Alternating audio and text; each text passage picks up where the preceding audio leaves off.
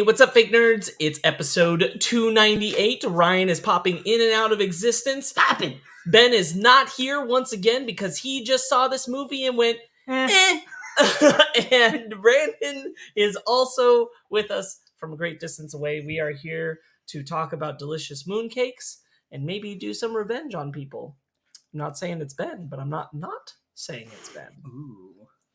Wouldn't that be funny if this episode just became just an elaborate revenge plot against Ben? We on air staged the Christmas prank. If I did not know that Ben listens to these episodes when he's not on, I would plan his Christmas prank live. Listen to him when he's on also, though. So. That's true. We should do that. Oh, maybe we shouldn't. I shouldn't say this online now, but like whatever. We should do a movie review for a movie that he will never see. And then that episode is actually just us planning the Christmas prank. Oh yeah. Pick something like completely out of his comfort zone. Yeah. Because this week, half the trailers we watched are like, well, damn, Ben's not here for this is his week. So I almost put a Ruby trailer on. I was like, oh, Ben's not even here. Fuck it. Yeah, we all just talk about Ruby for 30 minutes. That's it. We should all forget doing Do Revenge. If I had the image here, I would just put Ruby behind us right now, and we're going to make up what we think of Ruby. And it'll make him so mad. Oh, that sounds like a lot of fun. Now I'm kind of bummed we're not doing that. That's next time. It's not on. Next time. All right. Well, we have links in the description. Only 2 this week. She-Hulk episode 3 and 4. Yes. Which I was not a part of, but that is there. You can check that out. Sparks, Ryan, and Ben on that one. It's true. That's true. We hulked it out.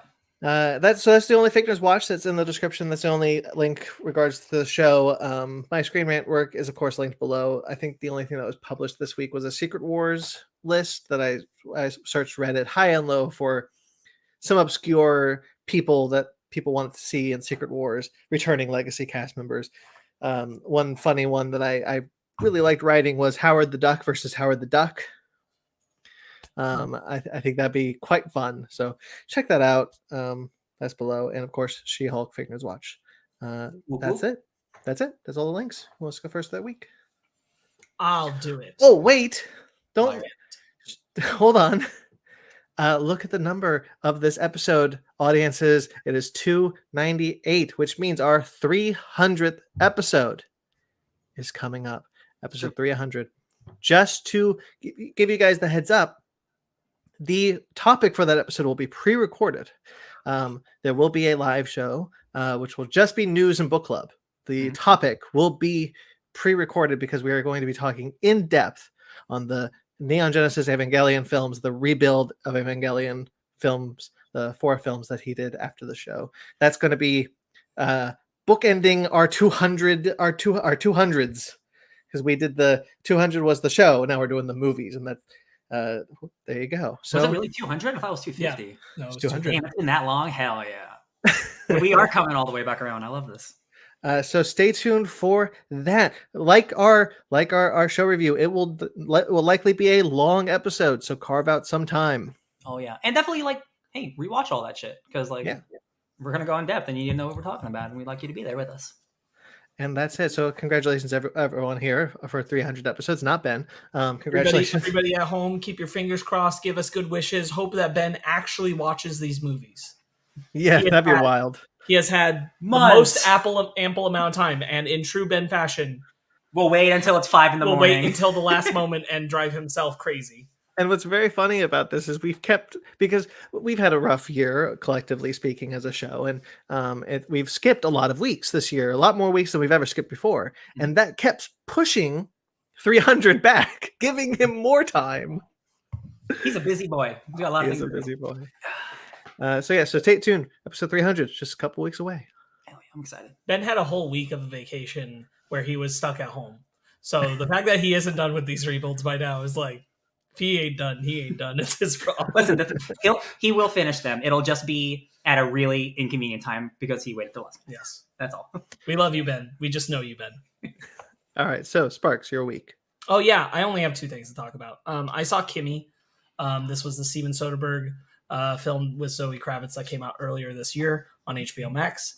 I saw it because it was part of one of my classes. We got to talk to the Foley artist for the film, which was really cool because they're also the Foley artist for the Sonic the Hedgehog movies and a bunch of other movies, but also the God of War video games, the most recent ones, the God of War and God of War Ragnarok, and also Uncharted game. And they're really cool, and they did like these Foley demonstrations and everything. But Kimmy, super good, tight 90-minute thriller. Really enjoyed it. I didn't talk about it. I forgot to talk about, we have a 3,000 Years of Longing review special coming out, and I forgot to mention in there that was the second movie I'd watched recently. Kimmy was the other one where I think they're incorporating the pandemic really well. 3,000 Years of Longing just has people who like still want to wear masks and people that don't. They don't make a huge kerfuffle about it. It's just like part of the world. But I'm glad that when it's like, I am kind of relieved to see some films wanting to incorporate rather than pretend like it didn't happen. Yeah. So incorporating that idea, and I think that's how you also normalize, like, we as a country and we as a society can be better about utilizing that, not just for COVID purposes, but just if you're sick and you have to go do stuff, like, you can be respectful of others and just wear a mask. Normalizing that idea is cool. Anyway, Kimmy more specifically targets it because Kimmy does specifically take place post lockdown, like very recently lockdown ended. It's pretty fresh for everybody. It's never stated, but it feels like probably at best like 5 or 6 months out from the end of lockdown restriction. So like everybody's still very COVID conscious and thinking about it. And it informs on Zoe Kravitz's character and the situations he's in a pretty interesting way. And I thought that was cool. There's this sense of isolation for her, and the sound design for it is super good. Really recommend. Great movie. Hell yeah. Nice thriller. The only other thing I want to talk about is I finally watched the last 2 episodes, last 45 minutes of OKKO Let's Be Heroes. And that was really emotional. I don't really mind kind of lightly spoiling. The last, second to last episode is a double length, full blown final battle, big thing that they've been culminating to with KO. Like all the main big plot stuff that's been going on is finally like brought to full fruition at the end of that episode. There are still some other things that hang out in the sidelines and in the air, but that big thing is like finished in that episode. The last episode, which is the last 10 minutes of OKKO, is all about KO. Kind of, he's like doing something, and then all of a sudden it will play the like opening title card, and it'll be a new episode title, and events around him will have changed, and characters will have changed. But KO is experiencing it like it's happening to him in real time. So everyone else is moving forward through time into these new adventures, but KO is not. And KO is confused. And at first he thinks that someone is doing this to them, and he's trying to solve it, and he's trying to talk to heroes who deal with time and all these kinds of things to help him solve it. And he's like, but he's just leapfrogging through his life in all these adventures, and he doesn't know how to slow it down or stop it. And it ultimately leads to KO recognizing that he just thought there'd be more time. That life wasn't going to go by so fast, that he would get to that because he was enjoying his time with his friend so much, it's just evaporating in front of him. And finally KO starts to get a hold of it and slow down and just appreciate what's in front of him. And then time starts moving much faster, and the episode titles are coming, but now KO is embracing it. And so you sit in KO's POV and watch as time moves forward. And they basically cover the future lives of all these characters all the way up until the point where KO is an adult at the end. And that was such a really powerful way for them to say, like, we're ending the show prematurely, and we just want to give like all these characters as much due of possible story ideas we ever had, and fun gags and all these kinds of things in 10 minutes. And it's one of the most emotional 10 minutes I've ever watched in my life. Sounds amazing. Jeez. That sounds great. It was really, really good. So I was really, really happy to watch it. And then just kind of on a like really somber note, the ending credits of OKKO have always been like cutouts of the main characters of the episode, like little paper cutouts sitting somewhere with Rebecca Sugar's music for the show. And they're like sitting on a street curb or something. And it's like a really cute, like little fine feeling thing. The ending credits for the last episode are just the sound of the empty Cartoon Network office. Oh, Jesus. And you see it, and that's it. That's rough. And I was like, oh, Jeez. Oh my god. There were clearly like a lot of strong feelings about the show ending the way it did and prematurely, and like even though they got to write an ending and they clearly did, it was a premature one. And it's other Cartoon Network shows have been ended before their time. OKKO was in the unique position where it was able to like, it took the opportunity to really directly tackle it in both a narrative way and a emotional way for the creators and the characters, which I thought was just really impressive. It's nice that they got to do that. Yeah. It genuinely shocks me that I didn't hear more people talking about it when it came out. Because I'm like, I really like the finale of Adventure Time and the finale of Steven Universe. This is arguably one of the finest cartoon finales I've ever seen. Just because of what it means for the world. So, really great show. Really glad I watched it. You made me sad again because I don't think we're getting that Fiona and Cake show now. Yeah. Probably not. No, but you can play as Cake in Multiverses. I don't know. You have like the best shot of getting that of all the other Cartoon Network projects they cancel because Adventure Time always like creates buzz and makes money. That's true. And merchandise. Buzz. I don't know. You have the best chance of that one amongst like the Gumball movie or anything else that would be up there. Buzz. How about I go next? Sure. I don't have a lot. I do want to touch on She-Hulk a little bit. I was not on the episode due to personal reasons, but I did watch 3 and 4, and I quite liked them. I thought they were very funny. I've not seen 5 yet, which is the latest episode that's out. I haven't seen that yet. I thought episode 3 was wild because this is the first time we've ever seen a light elf in the MCU, and I just never expected that to be in She-Hulk. That was weird. But episode 3 also has my favorite joke, which Ben ruined, which is the only reason why I'm bringing this up, because it's in the twerking thing, and everyone online is talking about the twerking thing, defending the twerking thing, whatever. The end of that video is my favorite joke in the show so far, which is like, "I will kill for you, Megan Thee Stallion," and she just goes, "Dial it back," and I just cackled for minutes after that. I just thought that was so damn funny. How did Ben ruin that joke? Because he said it as a threat. He said that she was saying, so like Megan Thee Stallion said as a threat to like, "Hey, dial it back." Yeah, but it's not. She's just kind of like, "Okay, ease it off." Oh, I see. And I just thought it's a slight difference, but it bugged me. Episode 4 was also great show. I'm happy with it. Donnie Blaze. I agree. Yeah, the fourth wall break at the end of episode 4 was very good, where she's just like, what a bad note to end this episode on. I'm sure it'll be a fun tag. Okay. Quantum Leap. I've been watching a bit more of Quantum Leap. Although I did kind of lose steam a little bit because of this isn't in the news, but Scott Bakula kind of put the record straight, saying that he is not returning for this new show in any capacity. Well, that's lame. His wording was pretty final. Like, you're not going to see. He was like preparing people, like, you're not seeing. Yeah, don't expect a cameo. Like, don't. Yeah, that's sucks. So I was kind of a bummer because like I was interested in the show when they said it was a sequel series looking for Dr. Beckett, which is Scott Bakula's character, and so like that got me pretty excited for the show, regardless of like how good the trailer was. Like, oh, we're finally gonna get that wrap up that we never got in the original show. And when he said that, I was like, all right, I'm gonna wait a bit. I'll slow down a bit on my Quantum Leap rewatch, and I'll wait to see the buzz on the new show, because the we talked about it last week. The trailer was not great. So go ahead. Oh, go ahead. I was just gonna say I was pretty direct about like the only thing I can see of value from the trailer was like, yeah, if you're Quantum Leap invested in this as following up on that story, then cool. Yeah. But if it's not even doing that, then I'm like, I don't know what they're doing here. Right, and it's still a sequel series. It is still set in the same world, and so like. But if you're not going to see them, who gives a shit? Right, exactly. Like, just reboot the series. Just make a complete new a new Quantum Leap thing. It's an evergreen concept. You can do it whenever. You don't need to do it as a sequel series.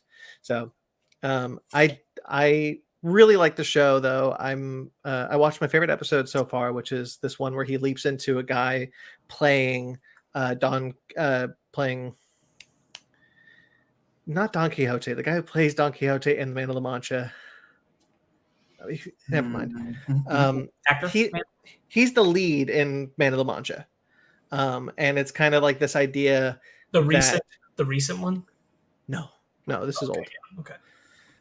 He's the lead in Man of La Mancha, in a production of Man of La Mancha, and he meets and somehow his leap has coincided with his old piano teacher when he was 15 years old, who he like had a huge crush on, like fell in love with. Now he's in the body of someone who knew her, who had a romantic relationship with her, and so he's like, "Oh, God put me here to rekindle this love. He put me in a different body so I could bang this woman." Yeah, pretty much. Okay.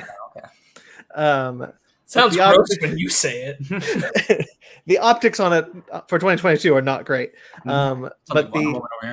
But seriously. But the idea of like so he's like really stubborn about this. He's like, I'm not, like, I keep living other people's lives. I don't get a life of my own. That's not fair. Like I don't. It's kind of the drama that I've been waiting for to seep into the show of like, this kind of sucks. I have given up my entire life. I will never have a normal life. I will always be other people correcting their mistakes and then going off into other people. Maybe this is my way of finally having a life. Sure. Yeah. And Al is like, no, you're actually here to stop that guy from falling and breaking his neck. He's like, well, I'm just going to let him break his neck then. Maybe I'll never leap. It turns out he does the right thing anyway. And then he gets to do a performance of Man of La Mancha. And it's kind of like through that performance, because he realizes that his story is very Don Quixote-like, with Al being like his Sancho. And so like he's talking. And so like by the end of that story, doing the play, he's like, you know what? This is a good deed I'm doing. I'm righting wrongs. I'm making people's lives better. This is okay. I'm okay. And I really like that episode. Oh. I had to skip an episode to get there, which was one where he leaped into a kid who's severely mentally challenged. I remember the clip.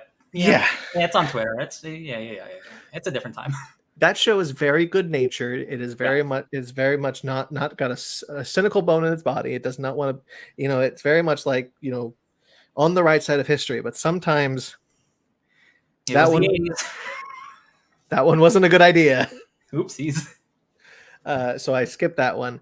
I had a lot of Quantum Leap fans very upset with me about that. Like, oh, it's actually a good episode at the time. It's like, that's great, man. That's great. It can still be a good television episode.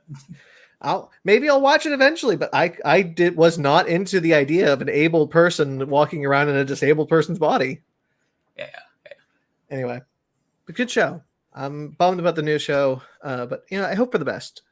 As Scott Bakula said in his Twitter thread, happy leaping. And then the final thing I'll talk about is I watched earlier today. I watched See How They Run, the Sam Rockwell, Saoirse Ronan whodunit. Right. I keep forgetting. I do want to see that. Yeah, it's pretty good. Someday. It's pretty good. It's not as funny as the trailers make it out to be, but it's I did enjoy it. It's it's a good murder mystery, and I really like Sam Rockwell and Saoirse Ronan in it. Saoirse Ronan steals the show. She's fantastic. The whole cast is great. I had a lot of fun with that one. That's pretty much all I can really say on that, though. Cool. That's my week. My turn. And I actually did a fair bit, which is exciting. It's because I don't got a job anymore and I moved. It's nice. Let's start with the beginning of the week so that can help me track of everything that I did. I started with spooky season. So I rewatched Evil Dead 2013 for the first time since 2013. So it's been almost a decade, and that movie still slaps, still rips. The regular cut or the extended? Ooh, I couldn't. I don't remember. I couldn't tell you. It was whatever was available for me. Still really good. I forgot how brutal that movie is, and like it really, I think it is one of the best remakes of all time, alongside Fright Night, where I think it stands next to the original while paying homage, but also still doing its own thing. I think the violence is like so extreme and it feels so brutal in a way that's so different from Evil Dead while still being Evil Dead. And the twist, or the quote unquote twist of like who the hero of the movie. I remember who the hero was, but like that entire movie, it's flipping on who you think the hero of the movie is, because your main character is kind of out of commission for a lot of the movie, and I forgot how awesome that finale is, and how literally it's raining blood, and I'm like, this is the sickest thing I've seen in my entire life. Until the next movie I saw. I saw in theaters Barbarian. Barbarian is a movie by Zach Krieger, who is one of the whitest kids you know, great comedian. We saw this trailer, and this is a trailer where a lady goes to an Airbnb, and somebody else rented at the same time. Confusing. That's all we know about the movie. They don't tell you anything else about the movie, and that's beautiful, because this is this year's Malignant. It is. Oh my god, I can't get into hyperbole, but like, it's so weird and gross, not in the way you think it would go, and like, it's the first movie in a long time that gave me From Dusk Till Dawn vibes, where you think it's a type of movie, then it's not that movie anymore. And I'm like, I can't believe this movie came out and it's getting such good reviews, and it was the #1 movie in America, even though it's really low budget, so it still counts. I think it's awesome. So this is just a roundabout way of you telling us this was a stealth Conan the Barbarian movie. Yes, it was. Man, that'd be sick. Actually, that would be really sick. It ends up being Conan shows up. But yeah, it's got a lot of great twists and turns. It's really fun. It's really funny. Again, like Malignant, like it's like, God, like Zach Krieger, like just like Jordan Peele, like that dude has such a mastery of timing. But like, this is funnier than Get Out or Nope or Us. Like, I think it's almost as good as those movies, but it's funnier. So like, I am just so impressed that like, this is like his big, like, hey, I'm going to make a horror movie, and it's insane and radical and completely original. I loved it. I absolutely adored it. Can't wait for y'all to check it out. I played a lot of Fortnite because I had to get me some DV. I had to get me some Darth Vader. And I also got Indiana Jones, which I wasn't expecting, but I got him, and sexy Indiana Jones. So thank you for that, Sparks. I appreciate you. You're welcome. Oh man, I also did something else, but I forgot. Oh, the thing I spent the last 3 days doing. That's right. Just gonna tell you. Yeah. So I started to play Cyberpunk 2077 again for no reason at all. I'm about 10 hours into that game. I played that game for 30 hours 7 months ago, and I stopped playing that game because a little indie game came out called Elden Ring. And I remember, like, why did I stop playing this beautiful game? It's because Elden Ring came out, and it took 200 hours of my life. So I'm back. I created a new character because Cyberpunk Edge Runners came out, and that's probably going to be my #1 show of the year. Y'all, the hype is real. Like, hyperbole, like, there's nothing I could say that you probably haven't already heard or would assume with a Studio Trigger high budget animation from Netflix. It's hands down, besides Premiere, which is a movie, so the budget is higher, it is the best thing Studio Trigger's ever made in terms of animation. It is so wholly unique while still being so cyberpunk. Like, it might be the best synergy between properties of a medium I've seen in my entire life. Like, for real. Everything, and again, because I've been playing the game, every single aspect of that game is in that anime. When the hackers are hacking other people, the hacking game shows up on screen. When they do the voice calls, the voice thing that pops up exactly like it. All the weapons and the environments, like every single location I've been to, it's surreal. It's really crazy. The only thing that made me think of this was like Winter Soldier after seeing like Winter Soldier, Agents of S.H.I.E.L.D. Like that kind of perfect synergy is how I'm feeling about this. Like, characters are showing up, things are happening in the game that I'm seeing in the anime and vice versa, and I'm like, this is truly incredible. Like, one of the final bosses of the anime is the final boss of the game. Like, it's truly spectacular. The characters are top notch. The violence is even better than I expected. But what really gets me is it gets the emotional aspects of cyberpunk that really hits hard. It's about like, it's like living in Gotham City. Gotham City is the worst place in the world, but as long as you have people who love you, you'll be okay. Imagine Batman wasn't there. And it's just like, it's like Gotham City. Everyone's shitty. It's like almost like Game of Thrones, where everyone is an aspect of shitty. Just how on the curve are you of shitty? Like, because living in Night City, it's like it's living in like a prison that you have to survive in. But everyone's all roided out, meched out, chromed out. The aesthetics of cyberpunk are so cool, and I know I'm rambling, but I don't care because I love it so much. I can't believe that this is a 10 episode, like 20-30 minute a show where it only gets better and better. There's not a single drop in quality. And like, I was full on sobbing by the end of the show, which I was not expecting. And It's so beautiful. It is such a beautiful show.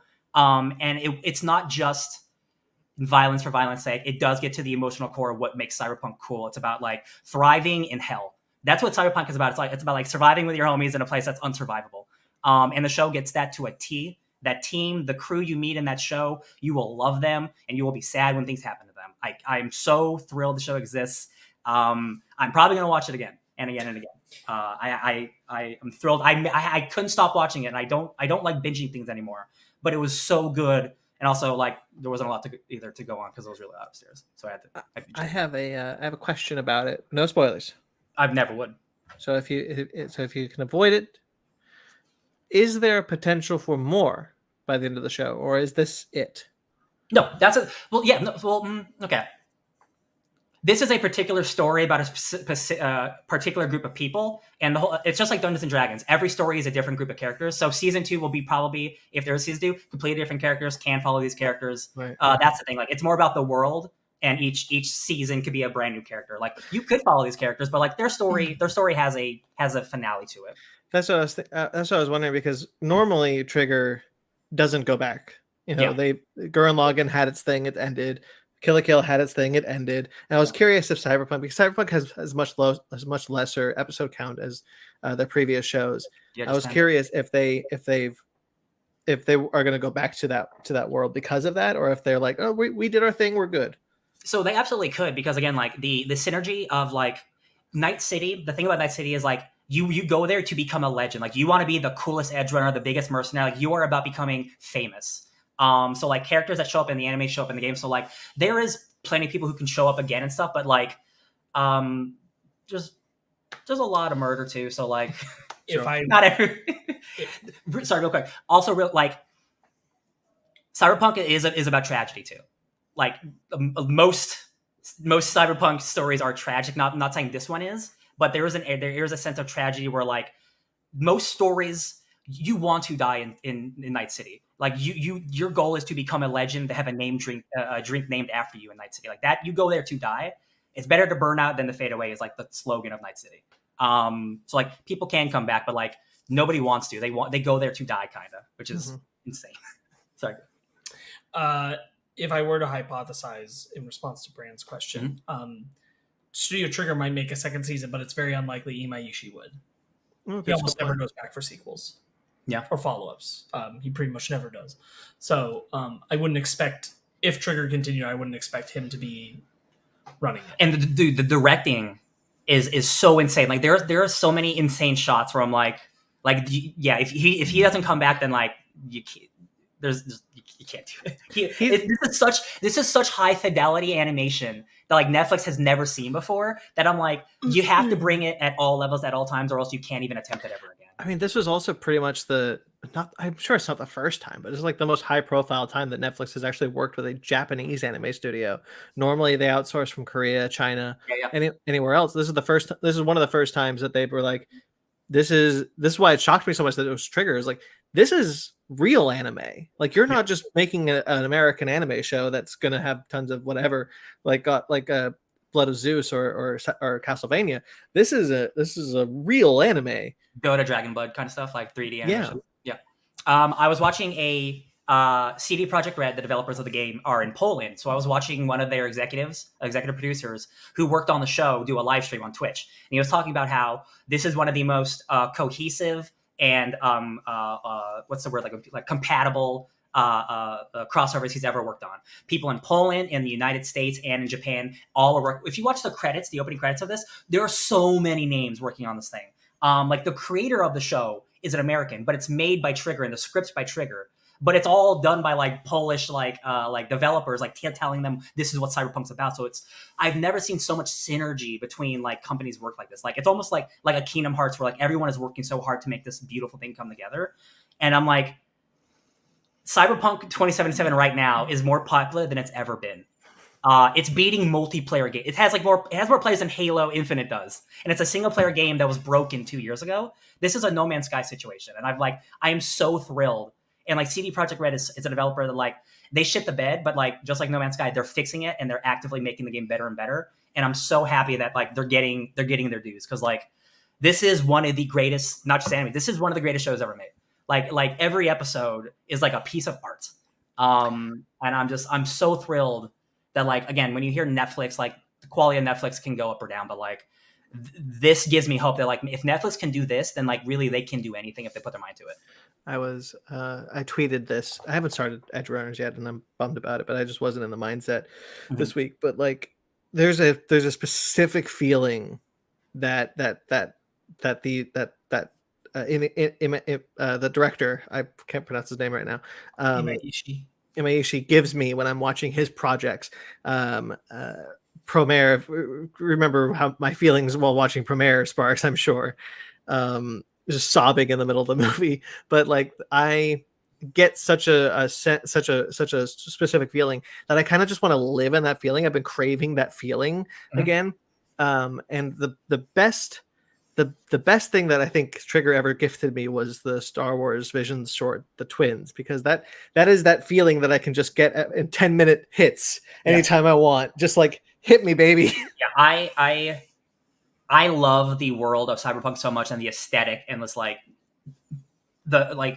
it's such a unique and like really brutal world to live in, and like those are generally like the worlds I like to live in, like where people have to fight to live, because like that really brings out like the emotion and like the raw intensity of things. And I'm just like you have to be like, to live in Night City again, it's like living in Gotham but worse, where like even no one is there to save you. Like you have to save yourself. Even the people you like are out to get you.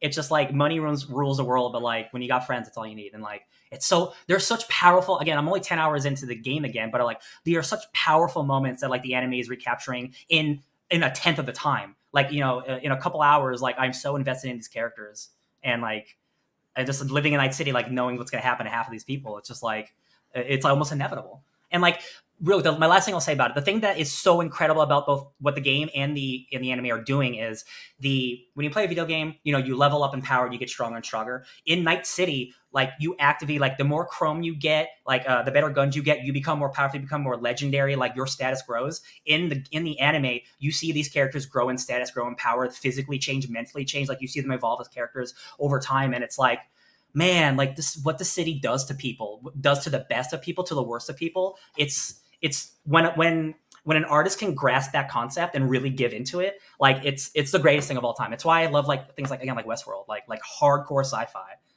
It is my jam, my bread and butter. And like, God, Trigger like killed it. They made one of the greatest animes of all time. I can't believe it. Speaking. Oh, the English dub. I had to, because I would actually recommend it, because Night City takes place in California, and there's a lot of English, Japanese slang that is specific to English, like dialogue. So I'd recommend that. But like Japanese is probably really good too. But I had to go to the English. Yeah, I was just curious. Yeah. You mentioned bread and butter. So speaking of bread and butter, is there anything else you wanted to bring up, or should we do the thing? No, it's Babs time. I knew he was going to do this transition. Go ahead.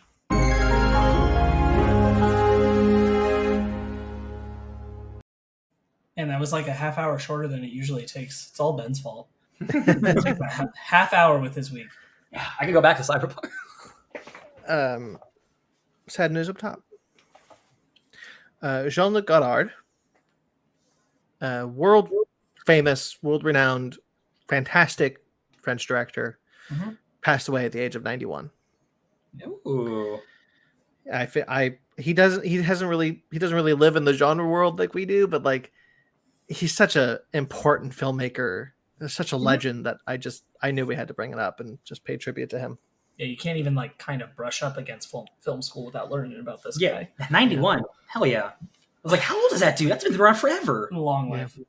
I thought he was dead already. I honestly thought he was. Just because like I don't. He's not someone I like think about often. Damn. So he hasn't done anything long life that people have talked about in a while. So, yeah, film legend, baby. Incredible films. Thank you, Jean-Luc Godard. All right, comic book news then. Yes. Scarlet Witch. Yes. Is getting an ongoing series out in January. This will be written by Steve Orlando with art by Sarah Pichelli. Oh, Sarah Pichelli. Ooh, she did Miles Morales with Bendis. Ooh. Basically, the plot is that Wanda is going to, now having been reformed after the trial of Magneto, Wanda, is going to help those in need um, with the mysterious witchcraft shop, a door that only appears to people who are in desperate need, and she is now the caretaker of it. So she's Doctor Who. I guess so. Yeah, she's Magic Doctor Who. It sounds awesome. Yeah. Yeah. I love Steve Orlando, and Sarah Pacelli is insanely talented artist. So I will absolutely pick up this number 1. Thank you, Scott. Thank you for having number 1 again. And then Tales from Earth 6 will be a one-shot to celebrate Stan Lee's 100th birthday, coming from DC Comics. Earth 6, for those of you who don't know, is Stan Lee's Just Imagine universe. Stan Lee had a stint where he basically took the names of DC superheroes and completely reimagined them as he would have done them, just with the name as a basis. What if Batman was a Man-Bat? Right, exactly. I think that's Tangent. The Flash was Tangent. Superman was like kind of a demon Etrigan kind of character, like he would like turn into. Anyway. I like his Green Lantern one. The new Green Lantern look is pretty cool. Yeah. I have the omnibus. I haven't gotten through the whole thing yet, but anyway, so it's going to so it's just, it's going to be kind of DC honoring in their own way Stan Lee's 100th birthday with Mark Waid, Jerry Ordway, Ken Blake Porter, Michael Conrad and Becky Cloonan, Zach Thompson, Stephanie Williams, and Steve Orlando, and much more to be announced later. Cool. That's fun. That's a really fun idea. I thought so too. I never thought they'd actually go back to that world. Yeah. I think that's pretty cool. Yeah. Okay. The Strangers. Are you guys familiar with The Strangers? Absolutely. Well, it's getting a 3-movie remake trilogy from Lionsgate. Apparently, this is a terrible thing. So that news immediately, I say yes, but continue. The first film will be set in a secluded Airbnb, and that's all I know. Is there more? Yeah, the director.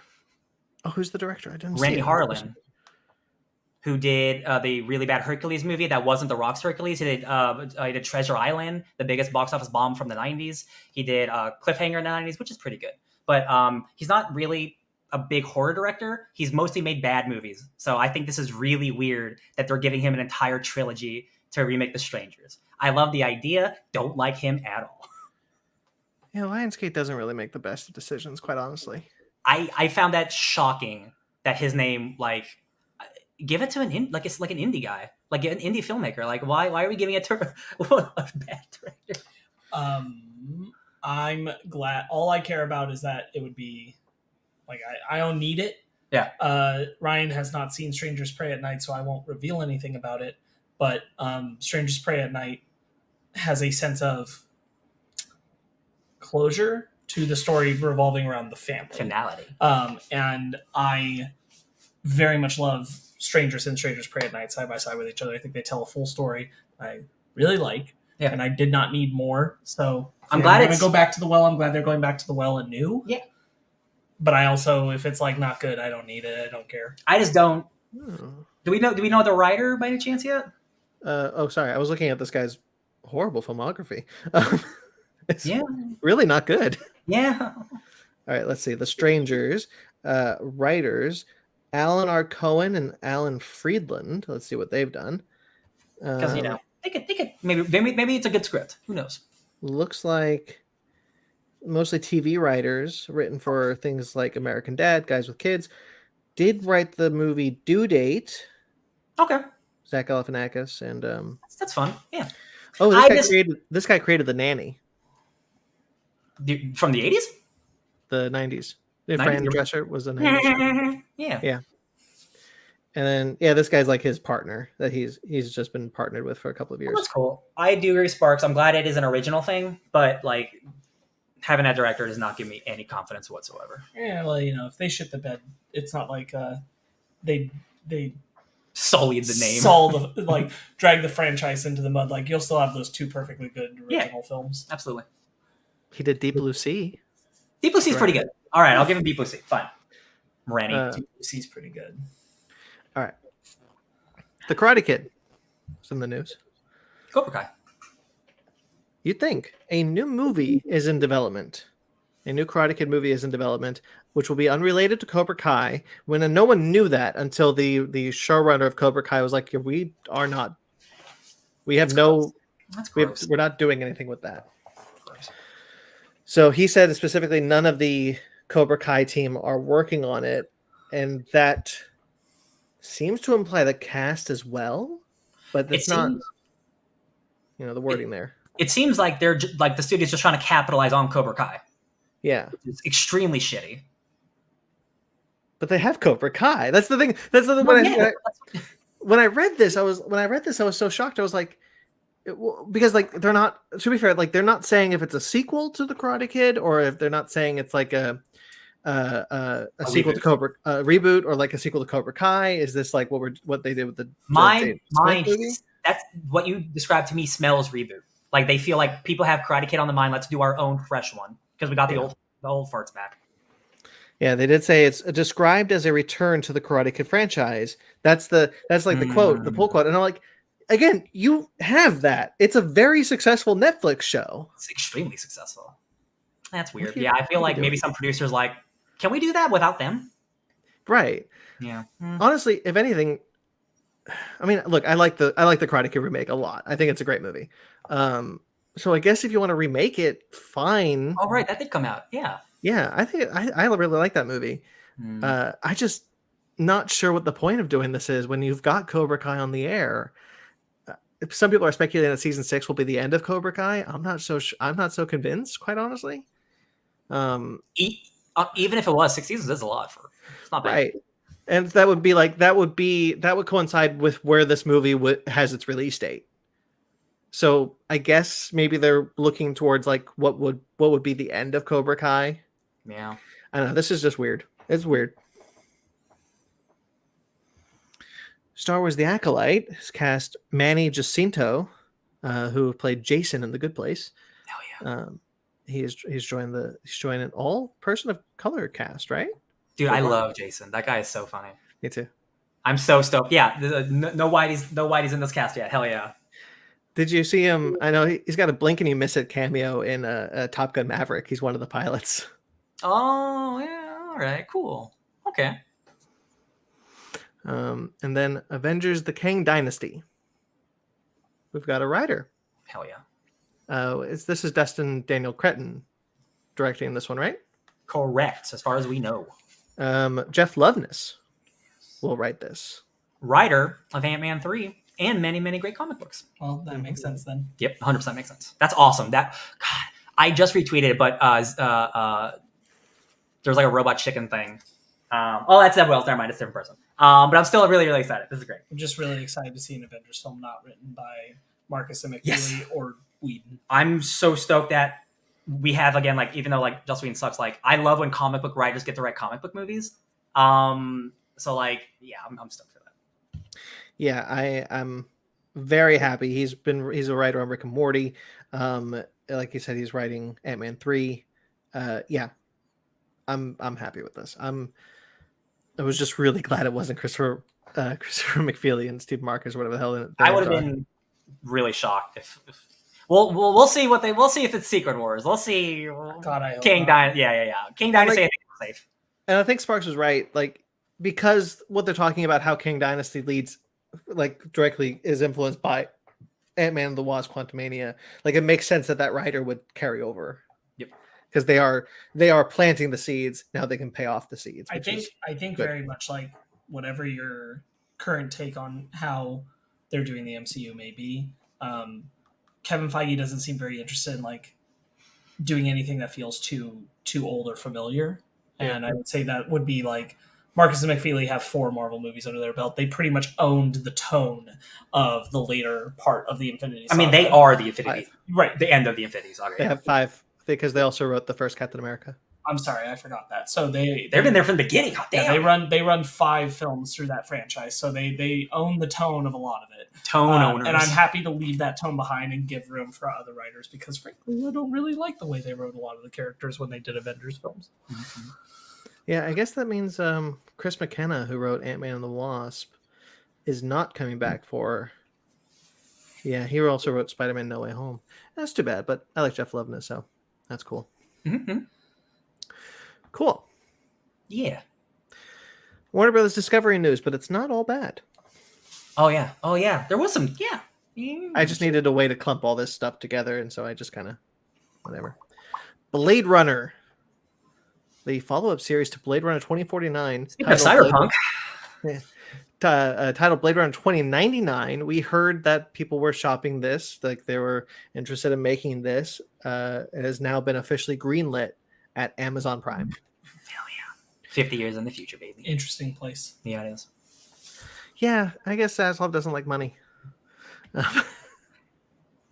It's just weird. It's always weird to me, the shows that end up the Warner Brothers show. Well, I guess any streaming service, truthfully, but I think Warner Brothers does this the most, where it's like they have streaming shows that aren't on their streaming service. Like they still farm out shows to Apple TV Plus, which is Ted Lasso, to Blade Runner 2049, which was the 2029, which they've given to Amazon.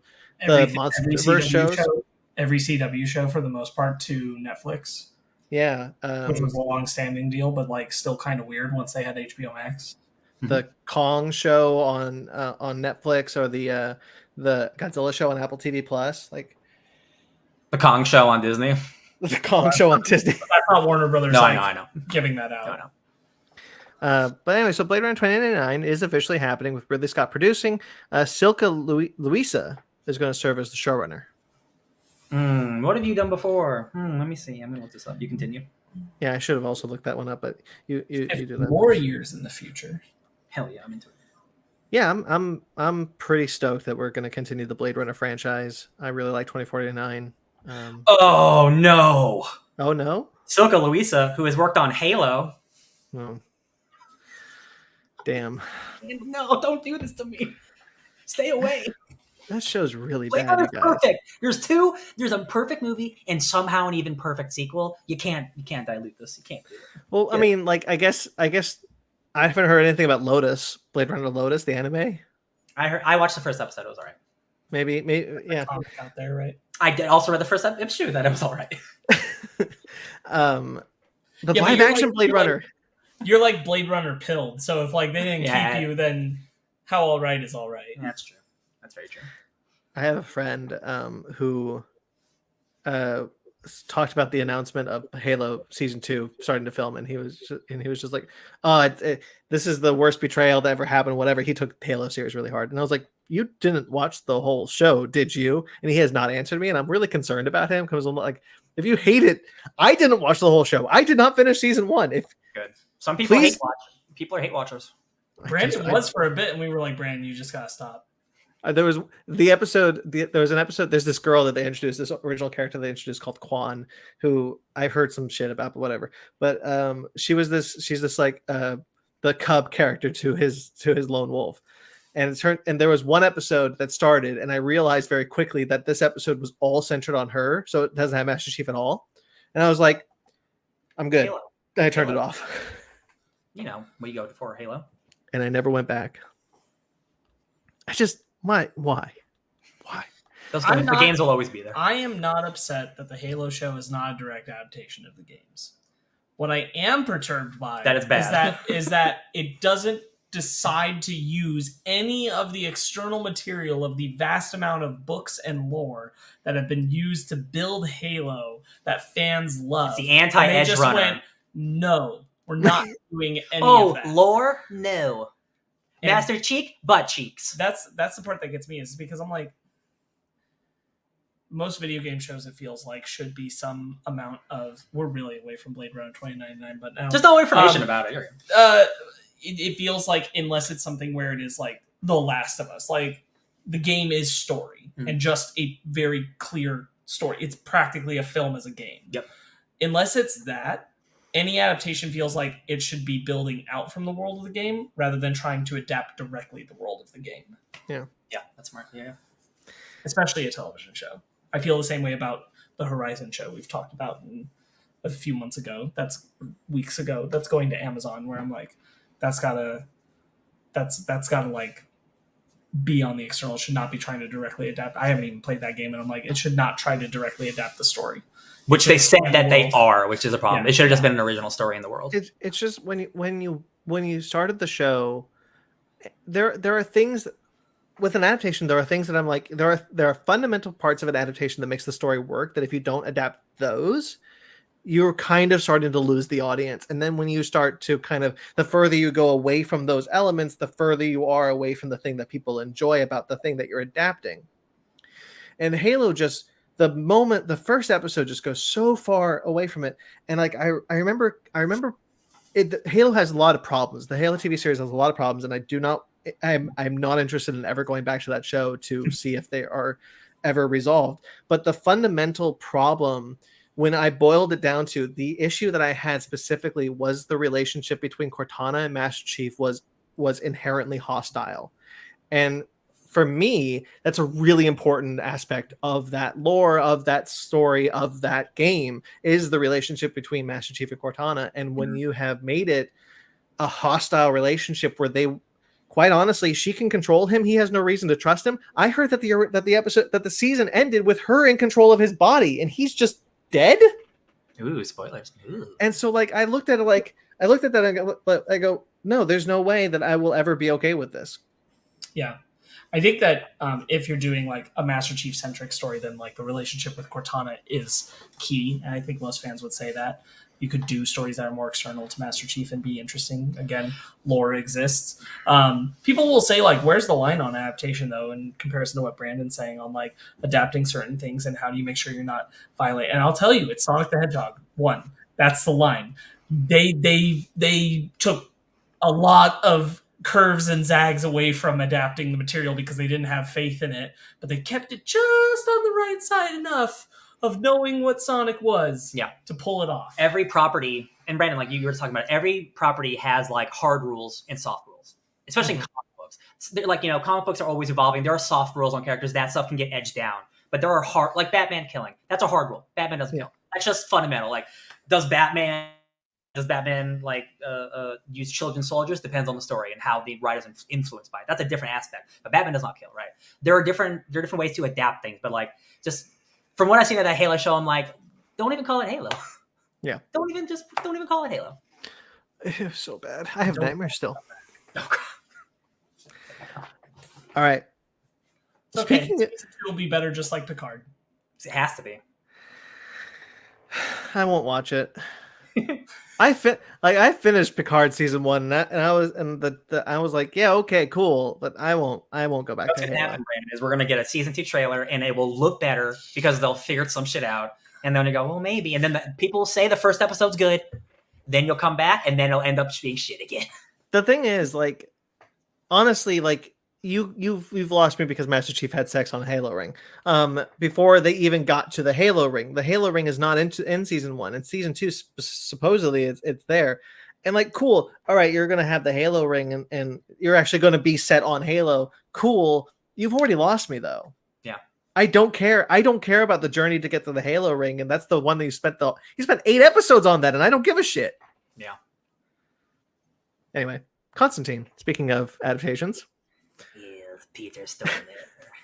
All right, so Constantine, I'll kind of give some background a little bit on J.J. Abrams signed a massive deal with Bad Robot. Bad Robot and Warner Brothers signed a massive deal to develop shows for HBO Max, shows and movies. Mostly, we were hearing centered around the Justice League Dark characters. There was a Constantine rumored casting. There was a show. There's a Madame Xanadu show in the works. There was a Justice League Dark movie that was kind of bouncing around everywhere. Nothing came of this. For 5 years, nothing came of this deal. And this is also the deal that also gave us the Ta-Nehisi Coates Superman movie that might be changed into a white Superman movie, but we don't know for sure about that. Given Zaslav's tenure, who knows? Well, anyway, the Constantine and Madame Xanadu shows that were kind of the furthest along that we were hearing about are done. They're not happening anymore, at least at HBO Max. Of course. They're going to be shopped around to other networks, other streaming services. That's fine. So there's hope there. But Warner Brothers did greenlight a sequel to the 2005 Constantine movie starring Keanu Reeves. Yeah, they did. With Francis Lawrence returning to direct and Akiva Goldsman writing the script. And clearly Peter Stormare in it. Yes, and We clearly did Peter that. Stormare. We talked about this a couple months ago. How that dude's like, I got a script. I read the script. It's great.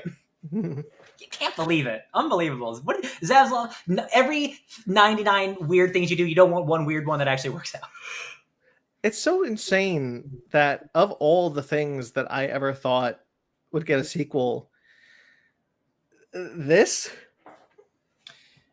I'm looking at Francis Lawrence. I know enough about the character now to know that Keanu Reeves' portrayal is not necessarily a good adaptation of that character from the comic. Correct. But that is a great movie. Correct.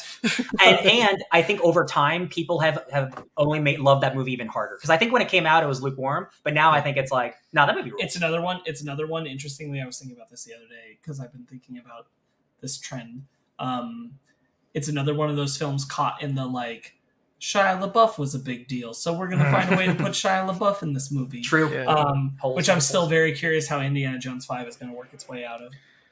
He's definitely not in that. Oh, I'm sure he's not, but like you got to address it on some level that his son is out there. So I was like, Francis Lawrence, that name sounds familiar. It's because he's the one who's doing Slumberland and BioShock. So he's coming back to do Constantine, which he did 17 years ago. Cool. That dude's working hard.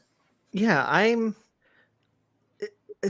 knew even then that the Constantine movie was not a good adaptation of the character. But like I wasn't too familiar with the character for it to bother me. And as Constantine has had an early reevaluation, because when it came out, it was not received well. And then over time, it became kind of this cult classic, this cult hit. It's a weird movie. And I think what really helps like reevaluate what the movies that get reevaluated that I think deserve it are the ones that are weird and take big swings. Quite honestly, like that movie has him shooting a Golden Cross shotgun. Like it's a wild movie, and I always remember like the perception of hell when the Van Helsing walked so Constantine could run. Like I remember just how grimy that movie is. And like specifically there's that scene where like he's in the rain fighting that bug demon. That's like that's such an incredible scene. And like he's punching a demon and like the bugs are flying off and it's reforming. Really cool. And like the bowling alley, like that movie, Peter Stormare is the best devil. He is so slimy. Oh my god. He takes his cancer away so he can live. Oh my god, it's so good. Love it. Yeah, I'm happy. Honestly, like I'm kind of happy that this Constantine is going to live again. Like it's weird to say, like I do really want a true Constantine show because I really like that NBC show that was canceled. I love Matt Ryan as Constantine, and I was down for a new version of. I got great news for you. There's you know what I mean. Seasons of Legends of Tomorrow with a great Matt Ryan Constantine. You know what I mean. But like, so I was happy to see that they were doing more with the Constantine character. And I know that she's in Sandman. So like, but like this one was the one where I never thought I'd actually be happy to see this version of Constantine back. I tweeted last week how I wanted a Constantine comic book that did like a multiverse of like this one meeting like the blonde Constantine, and I'm like, because I never thought I would get Constantine again. I'd love to see Keanu Reeves and Matt Ryan. That's what I'm talking about. So like the thing that makes me most excited about this is Hellblazer the comic is very much a comic in Vertigo that is set in its own universe. But also, Constantine showed up in Swamp Thing. That was his first appearance, and that's a DC Comics character. I desperately hope we see other magical characters show up that are from the DC universe. Not Batman, Superman, or like Zatanna, but like the Madame Xanadu shit. Like I want to see all of those. Give me an Etrigan the Demon, because like he's not going to show up in a Justice League movie anytime soon, right? Fortunately, under the Zaslav reign, we're far away from being likely. Yeah. I do want to address that there were rumors going around within the Snyder fandom of the DC universe, saying that this film would be set within the DCEU. That is not the case. At least we don't know that is the case. There has been no statement ever made that this would be connected to the current crop of DC movies. I hope as far as we know, this is its own thing. It has to be its own thing. Absolutely. They're hitting the reset button and everything. I can't imagine that you have the director coming back and he's like, yeah, I'll conform to this other vision of all these other things. Like it does not belong in that world. That's the Batman. It's going to be its own thing, I bet. 100%. Which is weird because like Zaslav is all about like homogenizing to get to Marvel, right? Like but he's still got the Batman and now Constantine, and he's just like, yeah, that's fine. Joker 2 still happening, yeah. Joker 2. I don't understand the financial motive of this decision, but I'm happy with it. Yeah. Right on. He sees Keanu Reeves is hot, I guess, still. I don't, you know. I don't Well, know. he's Keanu Reeves- white, so he's allowed to greenlight this project. Yeah, that's true. He can't find out that he's partly Asian, though. No, he can't. Yeah. Zaslav Don't tell Zaslav. Zaslav definitely doesn't know that. 1000% does not know that. Nobody tell him. Quickly, nobody show him 47 Ronin. Yeah. Don't let him listen to this podcast. Yeah. All right. Real quickly, part 47 of that. Ronin didn't change his mind. He would just think that he's a white guy in a movie, and that's okay because that's how things should be. Like The Last Samurai. Yeah, exactly. That's Um, good. I liked Makamori in 47 Ronin. Anyway, doesn't matter. Part of Zaslav's whole thing of like getting rid of streaming movies and putting them in theaters, Magic Mike's Last Dance will be moving from HBO Max to a theatrical release. Hell yeah. Speaking of Soderbergh properties. Hell yeah, baby. Directed by Channing Tatum himself. Special- I love the Magic Mike movies. They are so fun.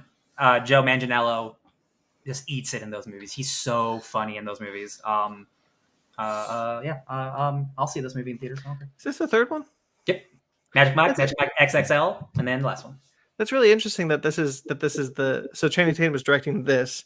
The third Creed movie is being directed by Michael B. Jordan. Yeah, hell yeah. Interesting how that worked out. Bye Bye Bunny, the Looney Tunes musical that we heard about, is still being shopped around to other places after being canceled at HBO Max. But now we know that most of the crew that was working on the film had been laid off. Ew. It's still not canceled though. It is still being shopped around. The director was very clear, like we're still looking for a new home. We're still working on it. It's just on we hold. We have less staff now. Well, guess that movie's coming out eventually. I hope so. I really want to see this one. I don't believe in anything. At least Warner Brothers. All right, then we want to talk about trailers then. Might as well. I mean, what else? Dragon Ball Z Kakarot Bardock Alone Against Fate, the new DLC coming to Dragon Ball Z Kakarot. Do you want to start, Brandon? I just think it's quite weird that they're doing a Bardock story based on that special and not the current Bardock canon. Yeah, I also think that's weird. It's interesting. Nobody has touched this iteration of Bardock since the introduction of him in not Broly, but the Minus. Yes, Dragon Ball Minus in the Jocko manga. Nobody's gone back to this design or this idea of Bardock since then. Xenoverse 2 technically, but there's multiverse stuff in Xenoverse 2, so that doesn't matter.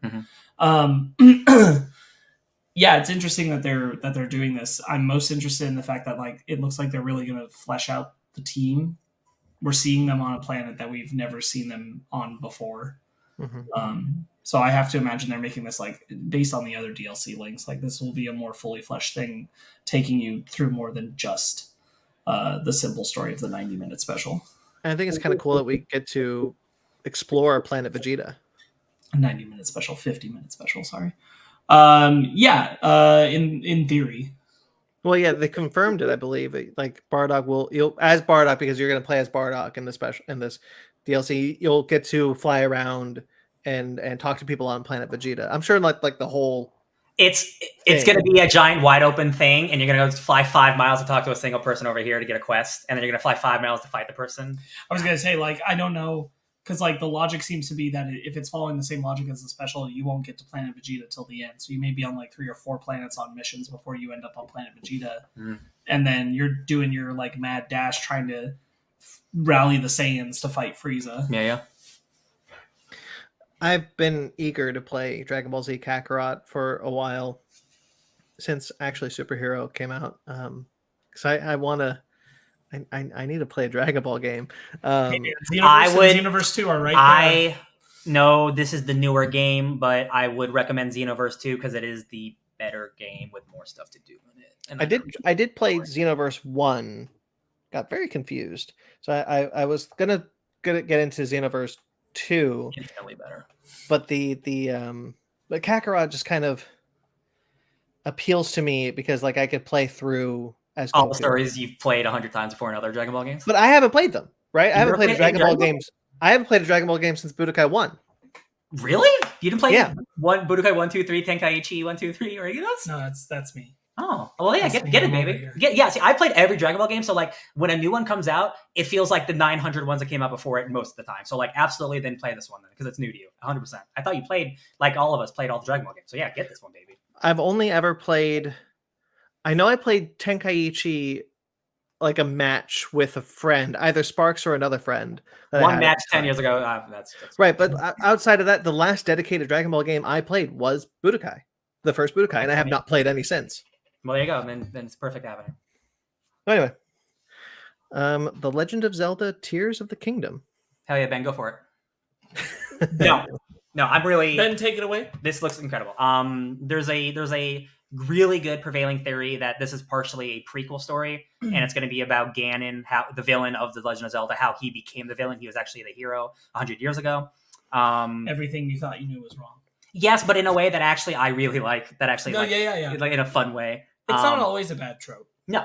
And like if the prevailing theory is like it is going to use a lot of the same map, but a lot of stuff's going to be in the sky, and then the bottom world's going to be terraformed. So it's going to be partially a new map with an entirely new above like sky map. I'm stoked. Legend of Zelda: Breath of the Wild is one of the greatest games of all time. It probably is the best Switch game. I definitely. Well, it's not a high bar. Nintendo makes some pretty good games, but it's No, they it's like still true. Switch.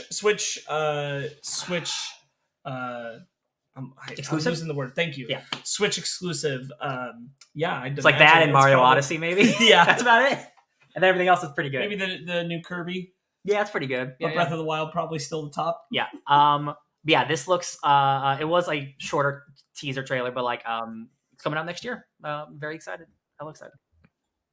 Well, speaking of a game that's coming out, no, that's a horrible segue. Whatever. God of War Ragnarok.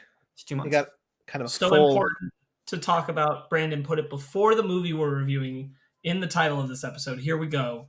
God of War Ragnarok. Oh, I just needed something from the news to put in there. Tell What? Tell us, Brandon. Oh, look, God of War is one of my favorite games of all time. I love all those games. I was worried. I think Ryan, back when this game was announced, you made the observation that any God of War game with a subtitle in it was mostly a side quest game. Yeah, sometimes. Yeah. And so there was kind of that fear, although I did kind of keep out hope that this is God of War 2. This is Ragnarok. We're doing God of War 2. It's the full that we're finally going to do that. It's going to it's probably going to be the end of the Norse saga. It is for sure.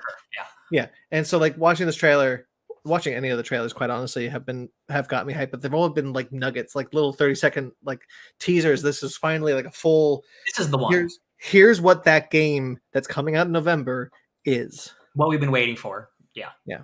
Because I've definitely been I've been excited, but I've definitely felt like it's still coming out on PS4. So it won't be as extravagant as it possibly could be, which again does not mean it's a bad game or anything. But I was like, they've had a couple years of work on it. I'm not sure maybe it's a Miles Morales more than a Spider-Man 2. No, it's a Spider-Man 2. No, this is a sequel-ass game. This looks incredible. Couldn't be more thrilled for it. I was looking at this it's clearly been built on the same on the foundation of God of War was. It has to be. It's all for. Yeah, and it's using a lot of that same kind of graphics engine. But I was really surprised that the scope was much bigger than that first game. Mm-hmm. I did not expect the scope to be quite that big. The last 10 seconds of the trailer is just look at all this cool shit we're gonna do that's much bigger than the last time. Once the wolves do their thing, that's when the trailer goes into overdrive. Yeah, and we get to see. I guess we're gonna fight Valkyries proper this time. Ben did all that work, and they're still coming for him. Well, what's the leader of what's her name? I forget her name. The leader of them. She's in the trailer. Freya. Yeah. So we're gonna have to fight her. She's mean now. We killed her baby boy. Poor Ben. He was so I went through. I got them all. He did not get them all. They're Nope. coming. They're always coming. I've been thinking about nothing but Norse mythology because of this game, like being so excited for this game, getting all the morsels, like, oh, Fenris is in this game. Oh my goodness. Getting to see like all the stuff. Thor, that last shot was absolutely the right shot to end the trailer on when the axe and Thor's hammer like collide with each other. Big Thor.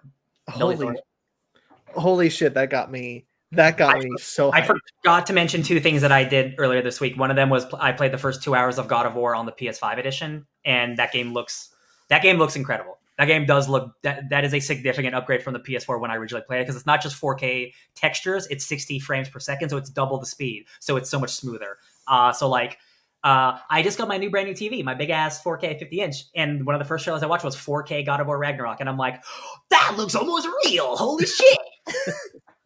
I'm so into finding diving more into Atreus and Kratos. I think this game, because of the events of this year, this game is going to destroy me. Oh yeah. Did you catch Odin's voice? One of your best friends from the West Wing, Toby. Oh yeah, that is who that is. That's Odin.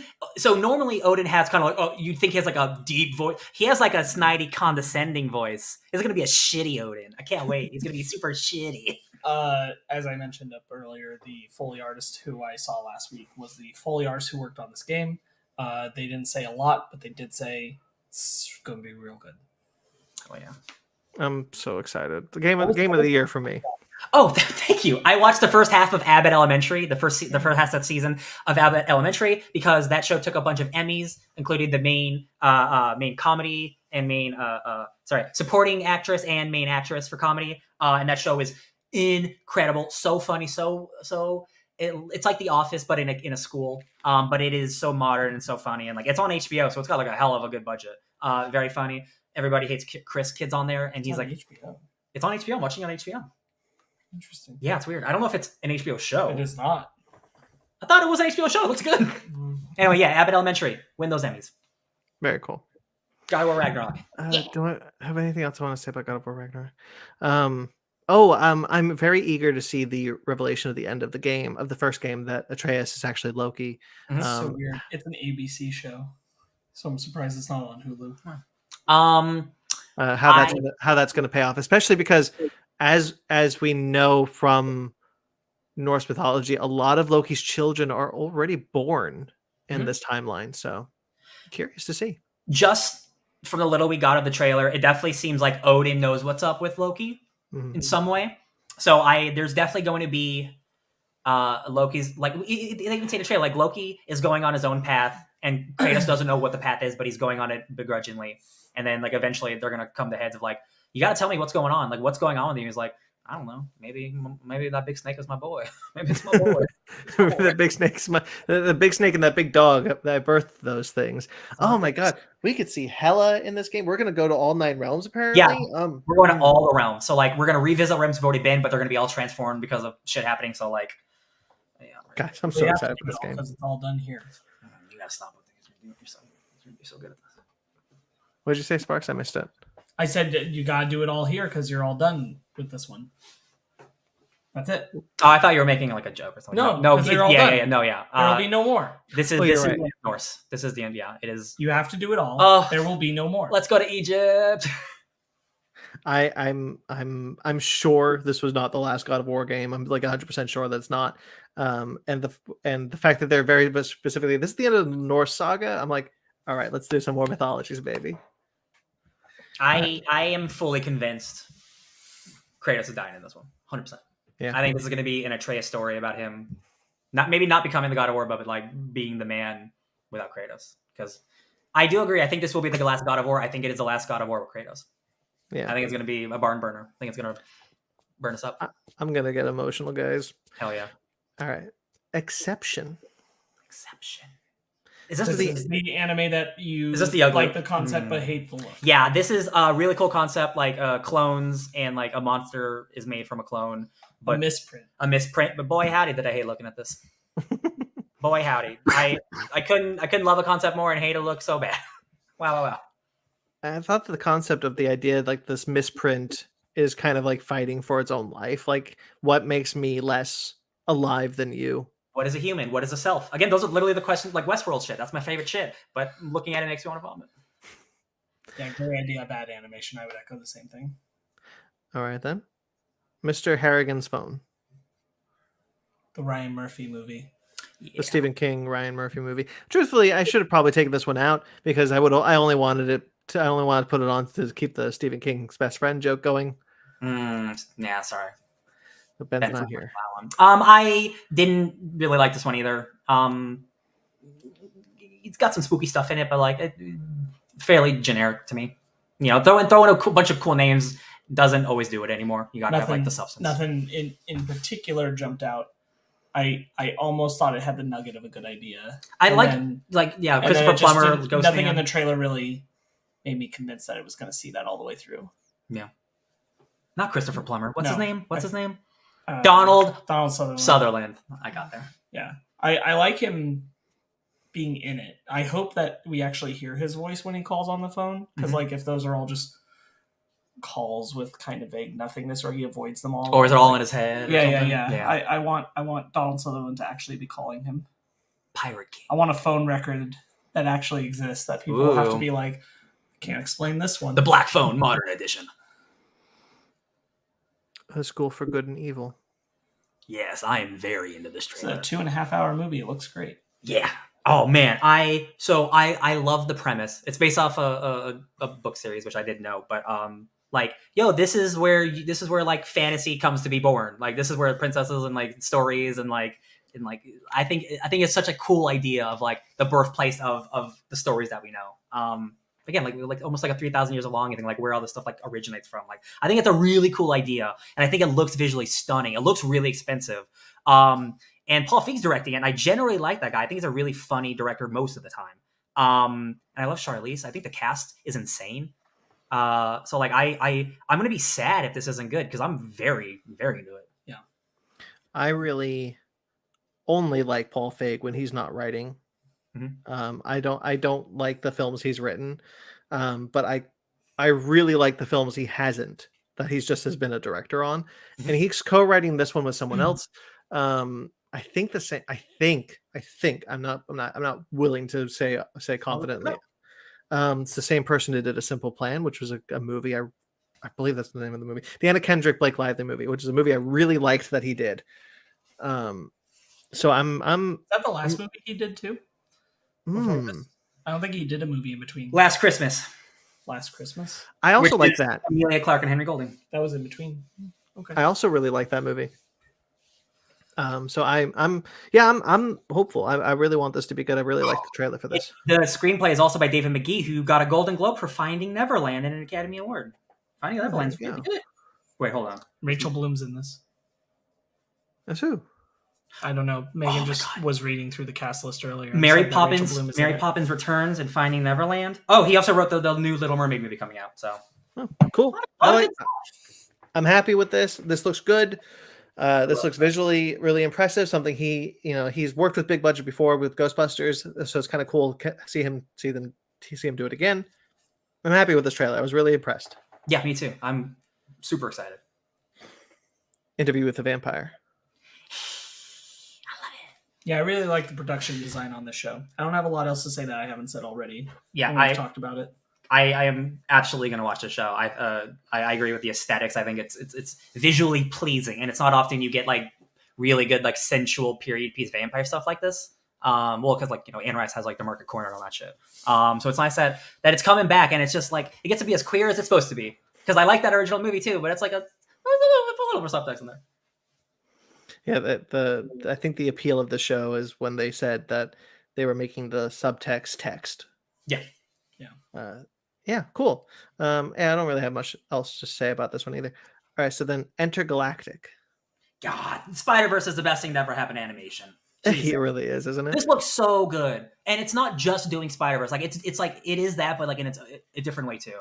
I just really like that. It looks like it's like a simple story about love, but also it's like super surreal, and then like biking in space, and this like Timothée Chalamet is in here for some reason. That was weird. They needed a token white guy. They needed a token white guy. He's a good one if you're gonna have one. I'm very into this. I really like Kid Cudi as an artist, so I'm really excited to see him to like venture into like producing animation. I think it's got a great look. So even if the show might not be good, which I hope it is, like at least it's gonna look stellar. Right. Yeah, I agree. Intergalactic. That's a cool name. Yeah, I was actually really surprised. The first look that we saw of this movie was definitely more kind of sci-fi leaning. Yeah. So I was surprised to see that this one was to see that the movie was very much more like a kind of a slice of life thing with imaginative visuals only being in the like perhaps in the imagination of our characters, not actually informing plot. Yeah.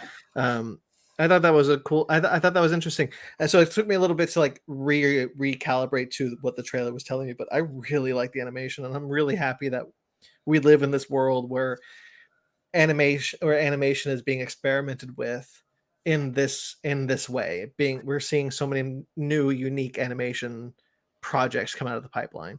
Absolutely. You said slice of life, and it really does seem like slice of life style anime, just done through this other lens. Yeah. All right, that's it. Blew through that. So shall we get into our main topic? Let's do a review. Revenge. Oh!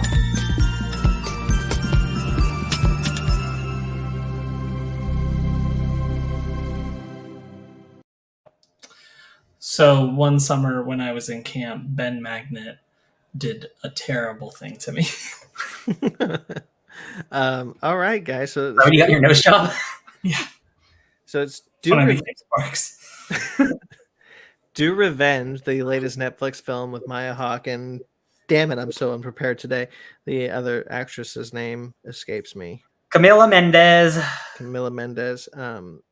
Is out now. Not quite something we generally lean to more genre stuff, but every now and then kind of fall into this. So if you have not seen this one, up to you, but don't watch this. Don't rewind, pause it, watch it later, bookmark us, whatever you want to do.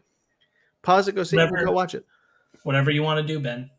So real quick, the director of this movie, Jennifer Caitlin Robinson, was the writer of Thor: Love and Thunder with Taika Waititi. Nice. So that's where some of that good comedy comes from. I can see it. Yeah. All right. So what did we think of Do Revenge? Okay, one of you guys. Overall, I really enjoyed it. I was enjoying it most of the time. It has a really glaring blight to me, and then just a couple of other weak spots. But overall, I think it's held strong by its two leads, and it's very aware of what it's doing, and I think smartly done for the most part. I agree. I had a pretty good time. I think for the type of movie it is, it felt long to me. I definitely felt like towards the 3/4 act that I'm like, we still got like more to go, right? And then we have like a whole nother act with the whole party. And I'm like, I enjoyed the end, but I definitely felt this could have been a little shorter. We could have trimmed some time. I like 90% of the jokes work. I really like the leads. There's not a lot of like depth. It's a really fun and fluffy movie with a lot of great comedy jokes, but it's very surface level, and that's not necessarily always a bad thing. I want to respond to that, but I want to respond to that after Brandon says what he thinks. I really enjoyed this. I had a good time with this. I wouldn't agree with it's very surface level though. Yeah, I wouldn't necessarily agree with the assessment either. I think it's deceptively seeming simple, but I think it handles. There are some things I think it handles exceptionally well, like the concept of her chasing status, like her poorness. Like it would have been easy to leave this concept of I never really belonged at the door. She could have just been one of the rich girls. Mm-hmm. But the way that informs on her decisions, the way that informs on her background and who she is and how she became who she is at the point in the film, I think is actually done really well, rather than keeping it at like it had a little bit more to dig into its characters than I think a traditional one of these would have. I'll hear that. Sure. Okay. I think it chewed on the idea of who they are and why they are who they are a little more than movies of this fair tend to. And I really like the idea of when the movie starts, there's a sense of like, who is a bad person and who is not a bad person. Yeah, okay. And like Drea seems like you are told pretty early, like some of them are protecting Drea because they know like this is not her house. She is not rich, and like she finds out that someone is going to blab about that, and she destroys them before they can. And you're like, okay, but who's the bad person here? And the same thing happens with Max in the leak of the video. They don't tell you in that first scene. They make it present very, very much like Max is innocent. So that you're left in a lingering space of like, okay, but did he get hacked? You know? I'll agree with that. Yeah, okay. Because it plays with the vague idea of like who's in the wrong, who isn't in the wrong. You don't get a definitive answer on Max until much later. That's true. And when you get it, I find it interesting. You get it through the sister. So I think like there's a lot of thought in the way these characters are motivated, why they're motivated, and what they're doing. And I do think that there's almost a rewatch value that we kind of get a glimpse of because of some of the flashback stuff.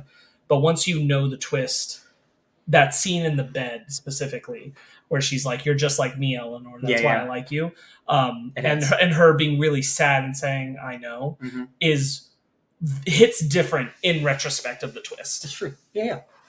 Yeah, I agree with that. I really have nothing to add to that. I think you're absolutely right.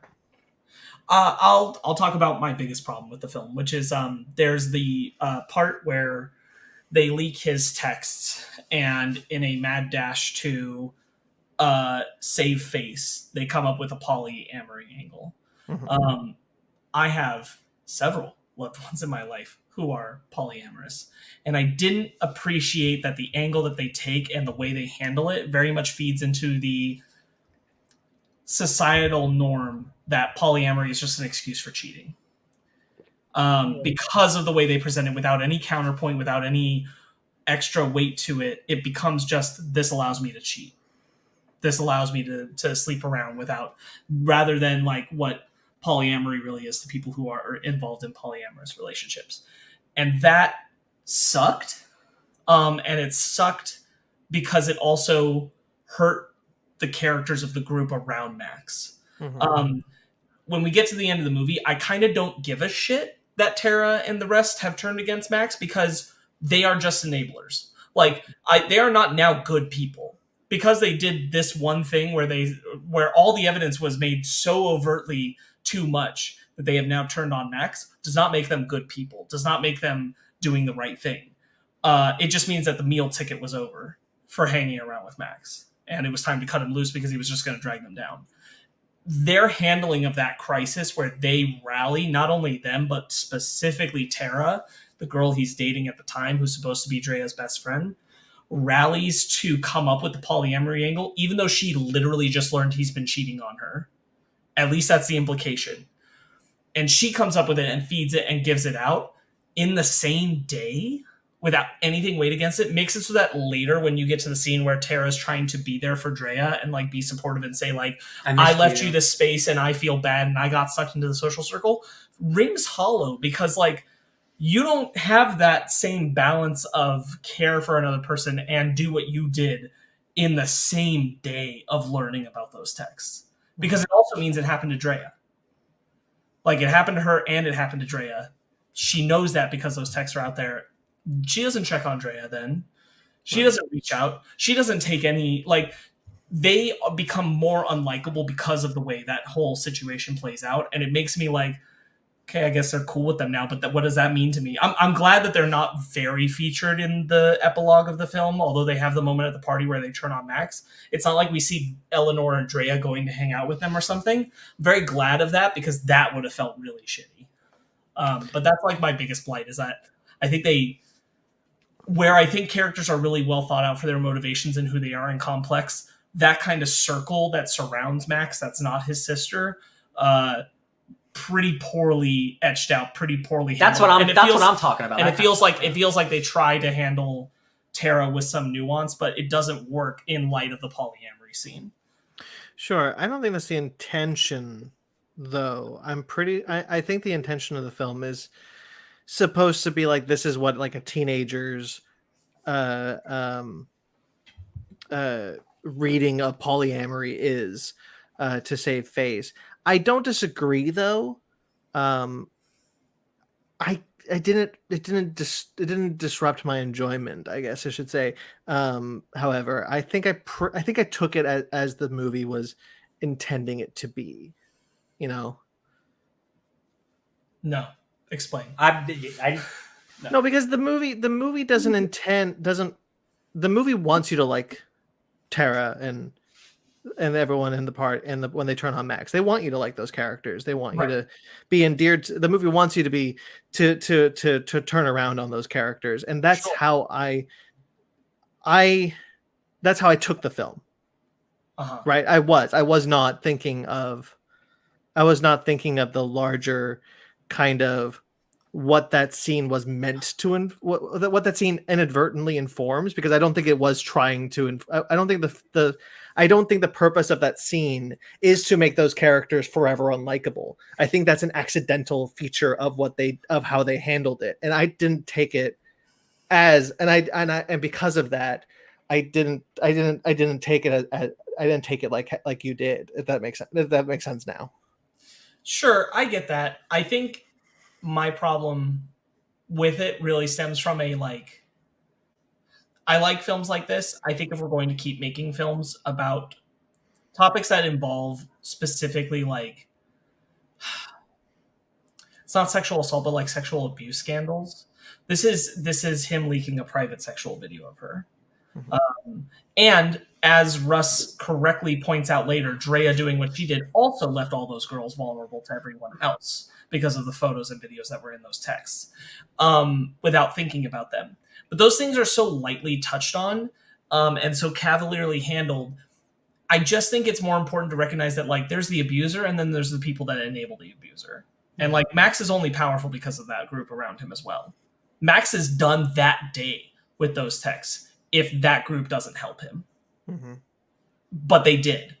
They know he's shitty. The texts show he's shitty. Either some of them knew about it beforehand or they didn't, or they learned of it that day. They still protect him. That's a choice. And I don't feel like those characters are handled with the sense of consequence of being an enabler of abuse that Drea is, or Eleanor is, or even Gabby is. But they're not. And I think that's where it's 2022, and I feel like we need to be better about not just focusing on abusers are bad, but enablers need to recognize responsibility and work against them. Because while they do turn on Max at the end, they also take no action to lead to that conclusion. Mm-hmm. That happens only after the evidence has been completely projected forward. Sure. That's my main thing is abusers get really powerful because of enablers. And these kinds of really harmful and bad things that will lead teens not necessarily to do the things that Maya Hawke and Drea do in this movie, but maybe commit suicide or things like that.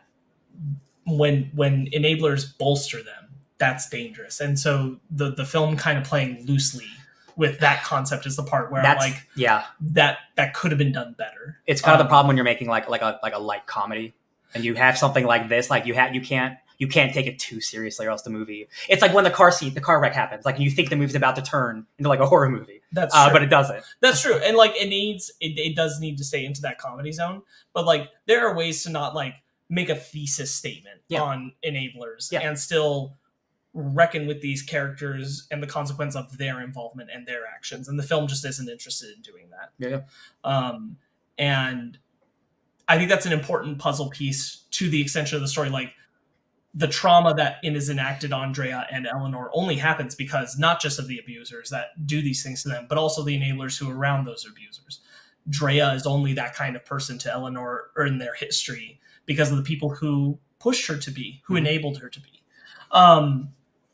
So that's the kind of thing where it's there was a way to treat it better. And I think the polyamory one bothers me personally, again, just because there's people I care about who I understand a lot about that culture through them.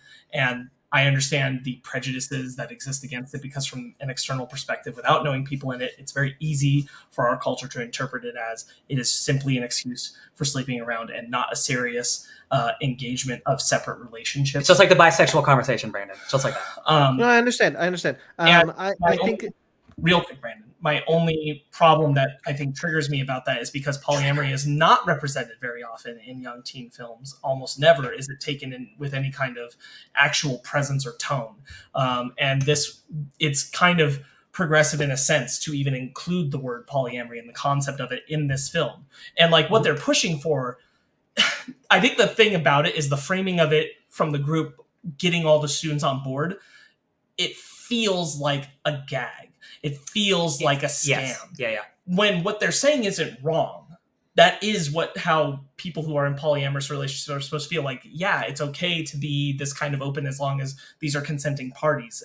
But it feels like it's a trick.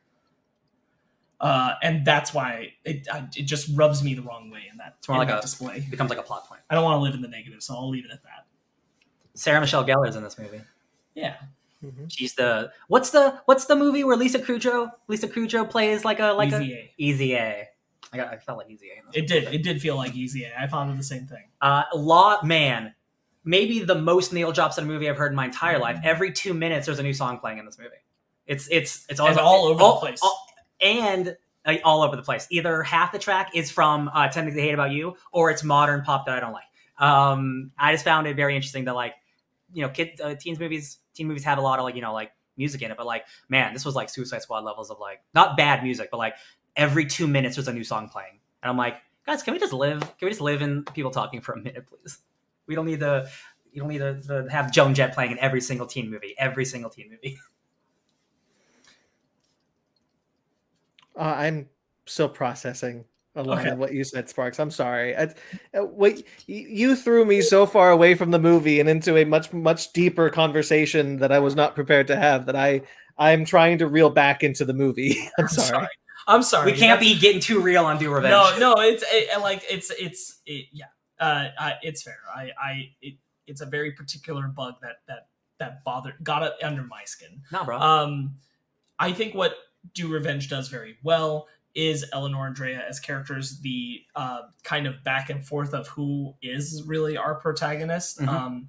It's interesting because we follow Drea at the start of the movie, but our narrator is Eleanor, who we don't meet until later on in the film, which is really interesting. They're both narrators. There's dual narration. Do they do their they're dual narration? they're dual narrations. Okay. I was kind of annoyed because I hate narration in movies, Uh-huh. but like this one wasn't that bad. But it was both of them talking. God, I remember none of Drea's No, yeah, narration. literally Drea talked, and then I don't know the what second the second that we see Maya Hawke, she's like, "Oh, we're both narrating this movie." That's what I thought. Yeah. No, it's The both. thing that I liked about Maya Hawke's narration, the reason why I think it stands out more than Drea's, is that Maya Hawke Eleanor has this bit when she's in the bathtub and she's talking about how I thought I would feel better, Mhm. and I don't. And like that's the only real kind of real substantial narration that you really need in this movie. Yeah. Because most of the narration is kind of just explaining what they're doing and why they're doing it and how much they like each other, really. But Sometimes they don't. funny quips here and there, but like, yeah. Yeah, but like Maya Hawke's narration is towards after the twist is more substantial, which is why I think it's probably the most memorable narration in the movie. Yeah. Sure. I think so. I think Maya stands out to me because I thought about it earlier in the film when she first shows up and she says she doesn't know it, but we're about to become best friends, which is like you're sneak into that. She's not saying this in retrospect. This is her plan. She's doing this on purpose, Mm-hmm. which gives you like a small window into the twist that will come. The psychosis. And I think she does it very well. Mhm. I really like it. We need to talk about Sophie Turner's absolutely unhinged cameo. Yeah, Sophie Turner, Which is Cersei, probably Sansa Stark showing up. which is probably some of the That's what that was. yes. You don't watch yes. Game of Thrones, I don't. But she was what? Jean Grey. I was like, what movies is she? She's Jean Grey. failed Jean Grey. Rest in peace, Sophie. Yeah. Absolutely unhinged. Love it. probably, frankly, one of my biggest laughs just because of the framing of it, where she's like, I don't even know what cocaine looks like. And then she's got her best friend holding the bag, sobbing in the back, like, she doesn't even know what it looks like. Just so out of control. I thought it was really good. Like, that's a good use of a bizarre cameo. I liked her first cameo, and then when she shows up and she's in rehab, she's like, I actually did get addicted to cocaine. So thanks for that. I'm like, oh my god, you ruined her life. Yeah, that's so funny. And then she's just got the picture she's painting that she hates her. Who's Every time I think we've seen the last of her, she showed up for like one more time. Mm-hmm. Who's the girl who Drea goes to see in the rehab? What's her name? Carissa. So she's on Love, Victor. I was actually really happy to see her in this movie. Nice. I think she's really great in Love, Victor. Didn't get a lot to do, so I was happy to see more. Did you recognize Russ from Miss Marvel? Kamran? Hell yeah. Yeah, good. I liked his little paint scene with Drea. I also liked it when it was in 10 Things I Hate About You. Hell yeah. It's my favorite romantic comedy. A lot of 10 things in this movie, which is not a bad thing. It felt like there were a lot of nods to like this kind of fare before. It's you mentioned, someone mentioned, I think Ryan, you mentioned the pacing of the film.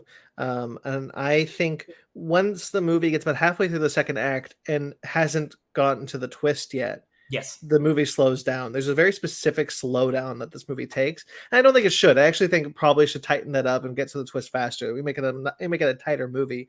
And probably 2 hours was a little bit too long for this movie. For me, I felt it. I'll say what I think it is the... It's hard for me to say like this should go because I kind of really love the acting in this moment, but it's the birthday scene. Mm-hmm. It's the mushroom? No, the birthday. Oh, the birthday. It's Drea confronting her at the birthday and Eleanor embracing the group. That all doesn't feel like it feeds into the story of who Eleanor is anyway. Like, yeah, she's enjoying it, but like the next time we see her after the birthday party is when we already know the twist. Mm-hmm. And she's back on that. It doesn't even matter. She wants to take all of them down anyway. That's part of her plan, is to ruin their lives too. So it doesn't really click for this concept of really what it feels like it's there for is to just push Gabby away from her and make Eleanor feel bad in that sense. Yeah. The only thing I really like about it is the acting between Maya Hawke and Drea, because I think she's really good in that scene when she's crying and saying, you didn't even remember my birthday and I told you yesterday. That was really and good. It does feel like that is tissue you need for the concept of like when Drea says, I think you really want to be my friend, you don't want to hurt me, at the end, for that to work. Mm-hmm.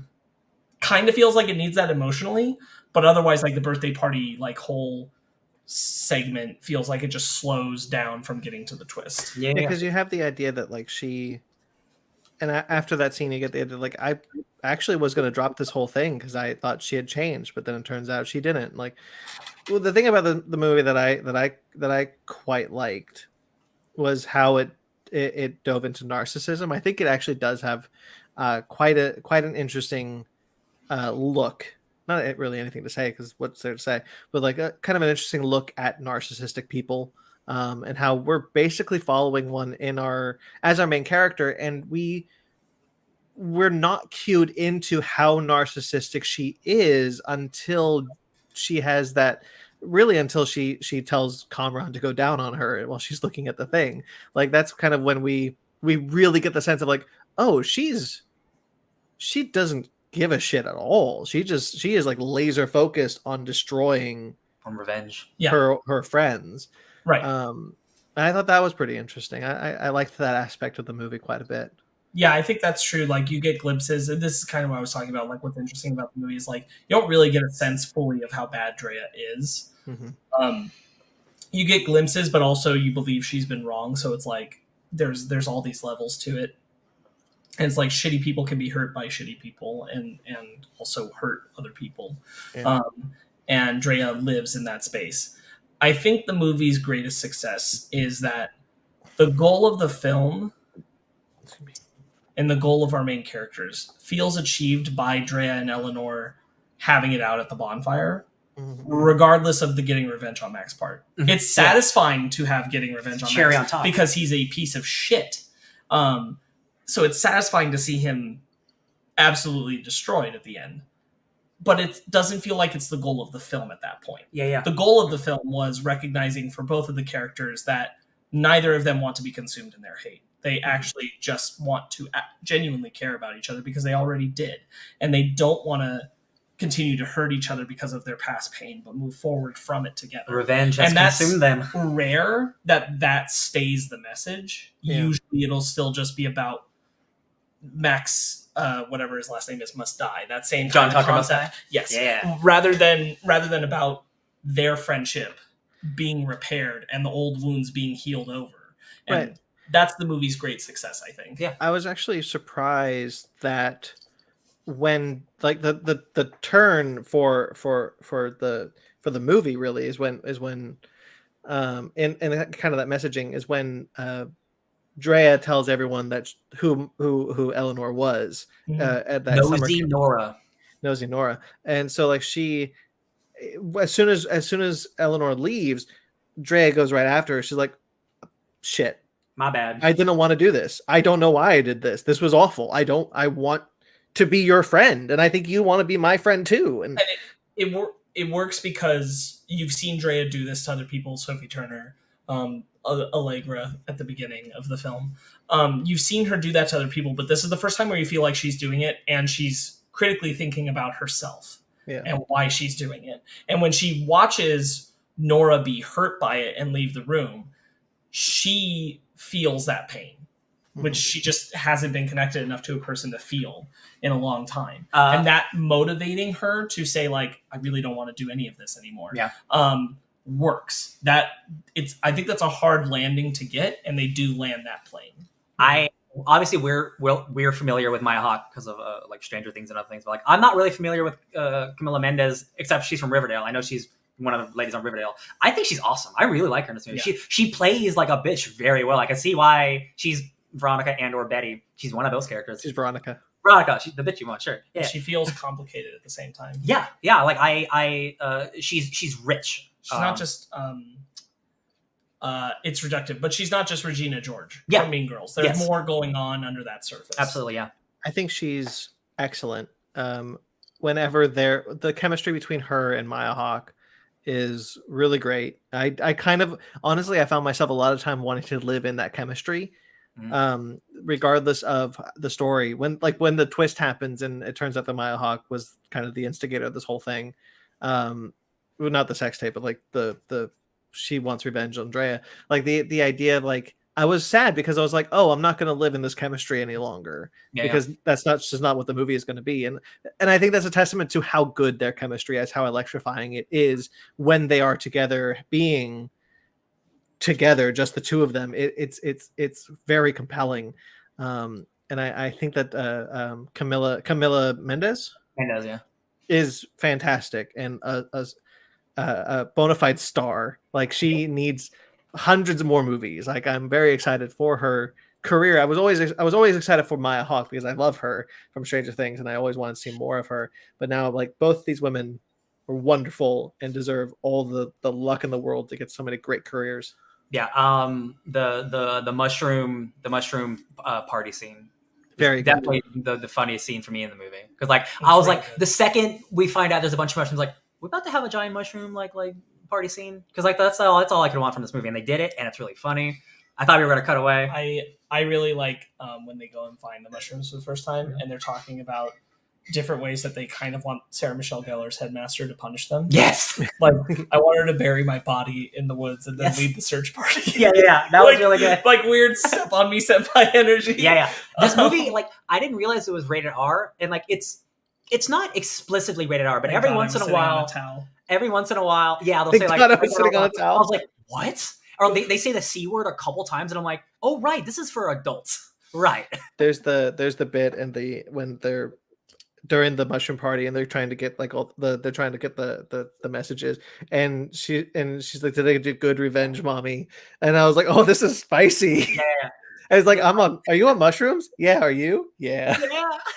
Yeah, I loved it. I always love a good fun joke scene. Yeah. I thought this was was quite a bit of fun. I didn't see the twist coming at all. No, And I thought it was great. that's always fun. I only suspected that Eleanor was up to more. Huh, that rhymed. Because of her narration that she said she doesn't know we're about to become best friends, and they cheekily let you in on it, which at some point around the time we had figured out that this was a loose remake of Strangers on a Train. Oh yeah. And in one of the scenes, she is reading Strangers on a Train, which is not just like a cute nod, but rather also suggesting that Eleanor literally drew up this plan from Strangers on a Train, which is fun. And I like that kind of like acknowledgement of like, yeah, we made this remake because she literally read the book. I can do that. I really like Maya Hawke. I think she's really great in this. There's something I'm trying to say about her character, but I can't quite figure out what that is. But yeah, I had a good time with this one. I was happy I watched it. Yeah, she owns her presence in the film. Absolutely. Yeah, I just think that there's some of the characters on the periphery needed to be like our 2 leads, love them. Kamran from Ms. Marvel, I think he's pretty great. Sarah Michelle Gellar. So she's fine. I honestly, she's fine to me. It's nice to have her. It's nice to have her. She's got a lot to do. Gabby is cool. I could pretty much believe the rest, to be honest. Well, you need Max. Well, I mean, okay, fine. He's like the bad guy. He's a great bad guy. He's a bad guy. Sure. The rest were like kind of like fodder to me. I think one of my favorite scenes for Max, honestly, is the scene where he's with Eleanor and she's saying, "Tell me something you don't tell anyone else." Oh, that's a real scene. I want to leave all this alone and go backpacking and taking photography. And it's like, he means that. Yeah. Like even even as he's shitty, like he also kind of hates his own existence. He recognizes the facade they're all doing. Yes. Even though he's like the best at it. Yeah. And I think that's cool because again, like he with his glimpses feels multi-level. Absolutely. Rather than just like he is a shitty person. It's like he's a shitty person for reasons that he is a shitty person. Yeah. Anything else, or do you think we should call it? Let's do a review. What would you guys final thoughts and rate it? I think it's a good time. Definitely in the wheelhouse of movies, not something I normally go to first, but I am glad I watched it. I would give it a solid 8. Mm-hmm. Yeah, I really think it's executed well in a lot of ways. We didn't really touch on it, but the set design and colors and framing are all very good. They again also stand out from like the standard fare of this kind of film. It's very popping. It turned into Wes Anderson a few times. It makes it really nice to watch. It's visually because it's visually striking. Both in like the way they design their uniforms, the way the school looks, the way certain rooms look, even down to like the way they dress. Just a lot of striking ideas for the production design, and I think that helps the film a lot. I just hope we get to a point where we can do films like this and also be more thoughtful about what we're saying about how abusers exist in the system and how enablers are responsible as well for what part they either play or choose not to play in the actions that occur. But I would give it an 8 out of 10. It certainly sails on the backs of its leads. True. I agree with a lot of what you both said, so I won't reiterate that. I will say a couple of things real quickly that I noticed and I just remembered. The needle drops, too many needle drops. The driving scene's horrendous. Oh my god! Thank you for noticing it, because it was there specifically. I pointed at first, like they're driving. There's like no wind happening at all, and then they cut to a scene them in the car, and then there's wind blowing. I'm like, there is some horrendous green screen driving. I noticed the very first scene where we see Maya Hawke driving, it zooms in, and I noticed that the speedometer wasn't moving at all, and I was like, yeah, good catch. Okay. Not that it should, but like make it look a little more convincing, maybe. Yeah. But I really enjoyed it. I thought it was a lot of fun. I think you're absolutely right about like the colors popping, the way it's filmed. I think is pretty good. There's a scene specifically. There's a shot specifically that it kind of like zooms into the mushroom party, and like you see the two leads come in the cross, and I thought that was excellent. Oh yeah. I really enjoyed it. I loved watching Maya Hawke. I'm really grateful that the two leads had such great chemistry. I would also give it an 8. Whoop whoop. Do revenge. All right, book club. Do book club.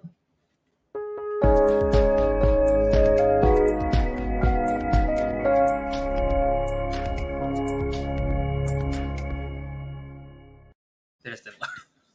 All right, Sparks, it's your book club, so take it away. Yeah, we're doing Mooncakes. Ooh, this is Nope. not gonna work. Nope, not gonna not gonna work with a virtual background. That's a bummer. We might have to Who's a turn buy? that off. Wendy Zhu and Suzanne Walker. Beautiful. And it's a nice little just graphic novel. It's of that I don't really know what the genre term is for like this kind of. It's like teen poppy kind It's of. like young. It feels like young adult romance. Yeah. But like there's a kind of style to this, but that like you know it when you look at it, but like I don't have a name for it. And I knew it would be like that going in. I really enjoy it. I think speaking of like representation of things, like we're moving from Do Revenge to this. Two things I think it does really well is like having a character who has hearing aids and it is present in the story, but not like it's not a plot point. Mm-hmm. And I think the same of Tam's pronouns, they, them, Yeah. And their presence.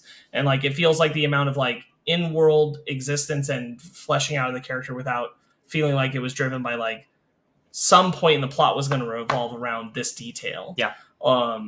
I feel like on some level this is the amount of like good hearing aid kind of representation you want to see. They actually incorporate that in the spells to make it even cooler, to do cool stuff with sound. That I think those parts are used well. And again, like none of them are like the spells that decide the fate. You know, like it does come up, but it's not the thing that changed how it all turned out, kind of thing. It's like it's what you can do with your ability, right? Which just feels very like naturally ingrained. I think one of my favorite touches is like the part where they're able to speak internally into each other's minds, and in that space, she doesn't need the hearing aids, and that's something that they address. I think it's got really nice art, really nice colors. I specifically like the design of our woodland creatures, whether they're the friendly ones or our big demon archdemon. Yeah, I took a picture of the you're not gonna be able to creature.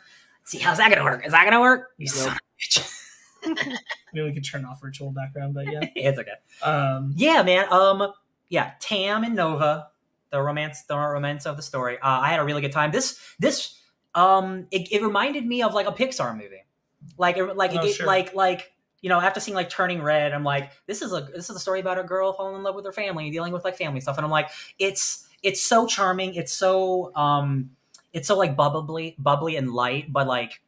And I was worried that it was going to take like a really dark turn, because sometimes stories like this, they feel like they need to, and it doesn't. It never does. It stays wholesome and fun and lovely almost the entire time. And I love the ending. I like how the way everything's resolved. There is a little bit of like villain stuff going on, but like it's like the least important part of the story, in my opinion. Like I think all the familiar relationships are great. I love the characters. And yeah, if this were like a Pixar movie turned into a graphic novel form, I'd be like, yeah, I believe that 100%.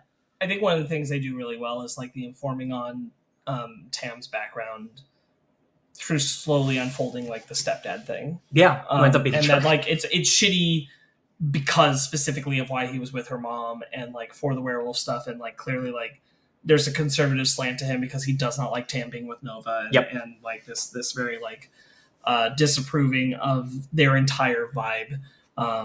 He's very like plain basic white man concept of how people should be, and that's very striking against like the diverse cast that you have outside of him, and I think that the way they unroll that in terms of what he was doing and how that affected Tam, and Tam being able to go home again at the end, and like what she was running from, what they were running from, I think all of that feels like it comes together very well. It full circles well. Yeah, without feeling like something that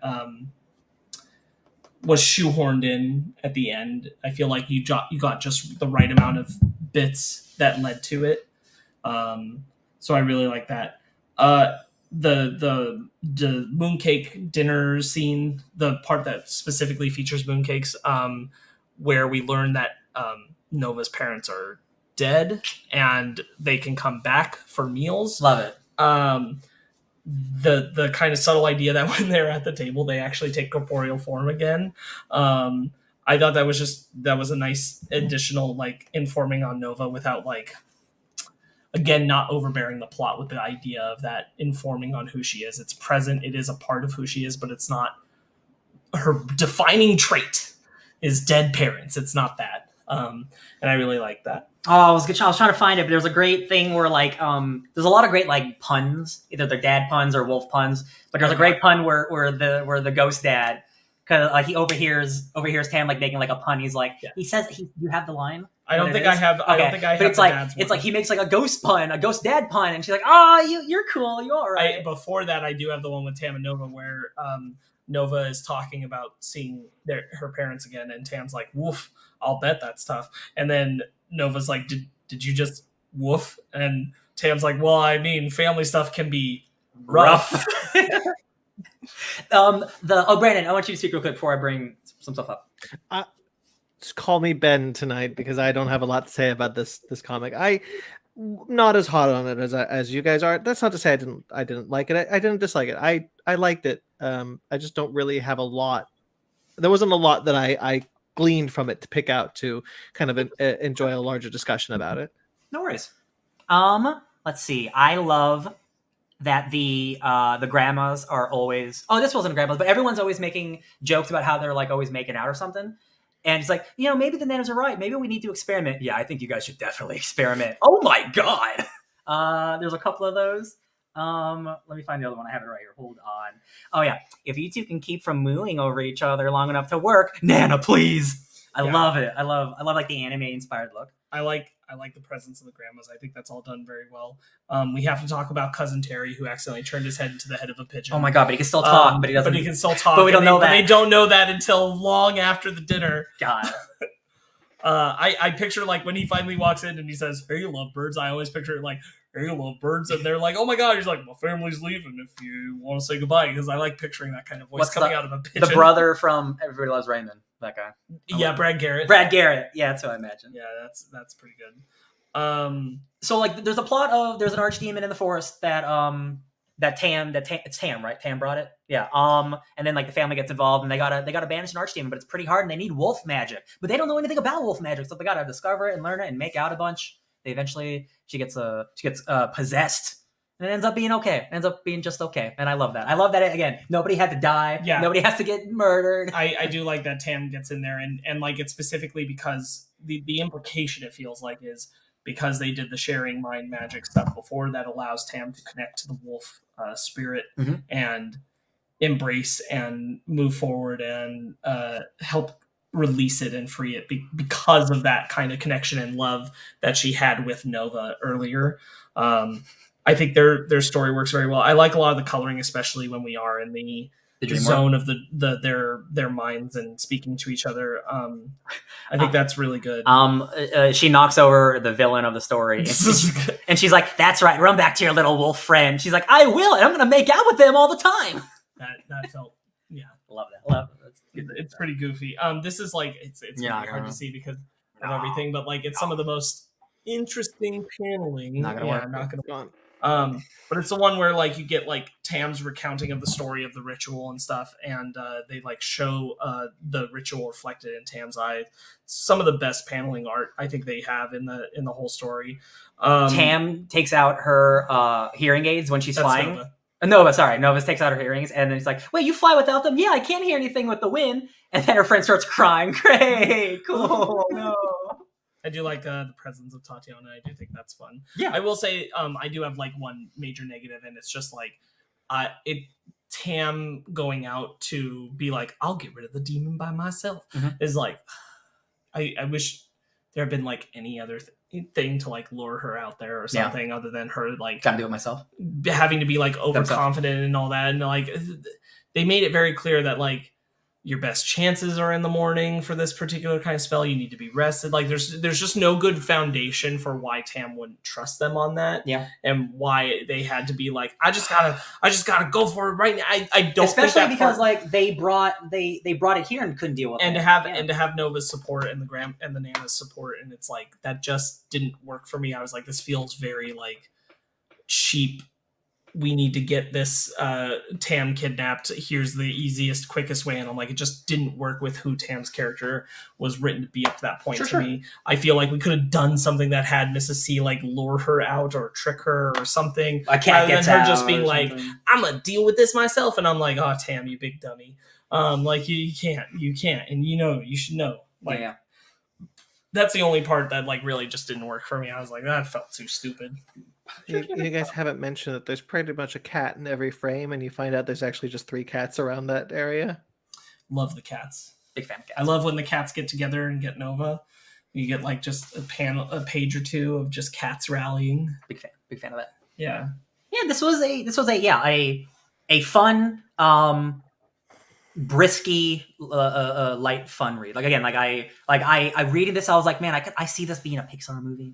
Like, oh, I love the world building of just magic exists, but only for the people who know it. So every time a new person comes into her life, like, wait, does she know? No, she knows that she's a wolf. She's fine. It's cool. It's okay. Oh, she's a wolf now. We're cool. Like everyone who gets introduced is like, is she on the okay list? Right, she's a wolf lady. Don't worry about it. I think that's done pretty well. I won't say that like this is necessarily only for young readers because it's not, but like I do feel like it's written in a way where like young readers can access it, and I do think that that's like really valuable for a lot of reasons. It is utilizing the Halloween season and things of Halloween nature because it's got werewolves and witches and everything, but you do see jack-o'-lanterns and stuff around. And like it's very, especially like modern young like queer kids, like yes, like exactly. they look or deaf kids, and there's a lot of like this is a graphic novel that when like if I have a daughter and she's like 7, I would be like, yeah, absolutely, please go check this out. It's written on a level where you can engage with it, and I think that like it is good present clear representation. It is written on like a like for kids, but like I don't think it's written poorly at all. No. Like I think reading it as an adult, like I still get I get a lot out of it. Like I thought, good time. All right, anything else you guys want to bring up? No, that was my segue into the spooky season, so you're welcome, everybody. Hell yeah. All right, so next Ben week... thought it was fantastic. 10 out of 10, best book he ever read. So next week, we're not 100% sure what we're going to do. We're probably leaning towards no topic next week, though, because we are recording. It coincides with the recording of our 300th episode, Little Inside Baseball. That depends on when we are recording. So stay tuned. Yeah. We may surprise you with a topic, but if not, that's why. We may skip. Who knows? Everything's chaos. The world is our oyster. And Sparks, you are intending to do a Woman King review sometime in the future. By himself. Yes, I would like to. I haven't seen it yet. I intend to go see it Tuesday. So with me, I would like to see the Woman King, and then want to talk about it. I hope we will talk about it shortly. So stay tuned for that potentially, and of course the 3,000 Years of Longing review special is recorded and will be out soon. So stay tuned for that as well. True. And of course, as I mentioned already up top, episode 300 is just around the corner. So get ready, guys. Watch your movie episodes. All right, thank you to everyone. Like this video, subscribe to this channel. Subscribe to this channel. You can check out all sorts of shows on this channel if you'd like, such as our Fake Nerds Watch series on She-Hulk. New episode is down below. More Fake Nerds Watch series are upcoming, whatever the hell. We're recording stuff soon for so many things. Stay tuned for really anything at this point. Basement Arcade is our video game Let's Play series, and Basement Arcade Pause Menu is our video game discussion series. Of course, there's also Fake Nerd Book Club and Animation Station, all of which are shows, if you're so inclined, that you can watch on this channel. Some of these also have audio feeds that you can check out, so that'd be cool. True. We like doing stuff on this podcast. We have a lot of stuff we want to do. for us, and coincident, and it just so happens for you guys. So if you want to see us do more stuff, consider supporting us financially. You can check out our Patreon, where you can check out some of the tiers on Patreon. I understand it's a bit of a mess right now, so if you would rather, then you can support us by buying some merchandise on TeePublic, which are both of those are linked below, or you can find them on our website at FichtnerPodcast.com, which is also linked below. Or you can just Venmo me at Ryan. Thank you to everyone who listens. Thank you to everyone who watches the live show, and thank you to everyone who watches the rewind. We greatly appreciate all of your support. Thank you to Jeremy Vellucci for all of the music you heard here tonight and all of the music for all of our shows. You can find him at Jeremy Vellucci Keyboards, or his podcast, Suburban Proctologist, on Instagram at SubProcPodcast, or at Facebook.com/Suburban Proctologist Official. You can just find it on iTunes if you like. Just click that subscribe button. Thank you to Mike Matola, who does a lot of collaborations with us and a couple of our logos. You can find him at Mike Matola on Instagram and TikTok. You can find us on Twitter, Instagram, and Facebook, all at Fake Nerd Podcast, fakenerdguys@gmail.com. If you'd like to get in touch with us personally, I'm at BT McClure on Instagram and Twitter. I also write for Screen Rant, Atomic Geekdom, and KaijuRamenMedia.com. Ryan? Hey, Ryan. Sorry, I don't normally go second. I love it. Hey, guys. You can find me grinding those eddies so I can get the Mark IV Savansistan cyberpunk model, so I can go super speed and I can do bullet time in cyberpunk, and that's going to take me hours and hours. But you can find me doing that at DJ Tony Snark 616. Sparks? You can find me asking, is do revenge even like correct grammar? At Sparks Witty on Instagram and Twitter, SPARKZ Witty. And of course, Ben Magnet, who is not here today. You can find him at Ben Magnet on all the social medias, or his writings at Fusion Gaming Magazine, Old School Gaming Magazine, and GoNintendo.com. Ben Magnet 27. Okay, so Ben 27. Magnet. His entire life. Ben Magnet 27. Subscribe to us on iTunes, Stitcher, Google Play, TuneIn, Spotify, iHeartRadio, Amazon Music and Podcasts, and Pandora. Rate and review wherever you get us. We greatly appreciate it. Like this video, subscribe to our channel. Until next time we see us, guys, stay fake nerds.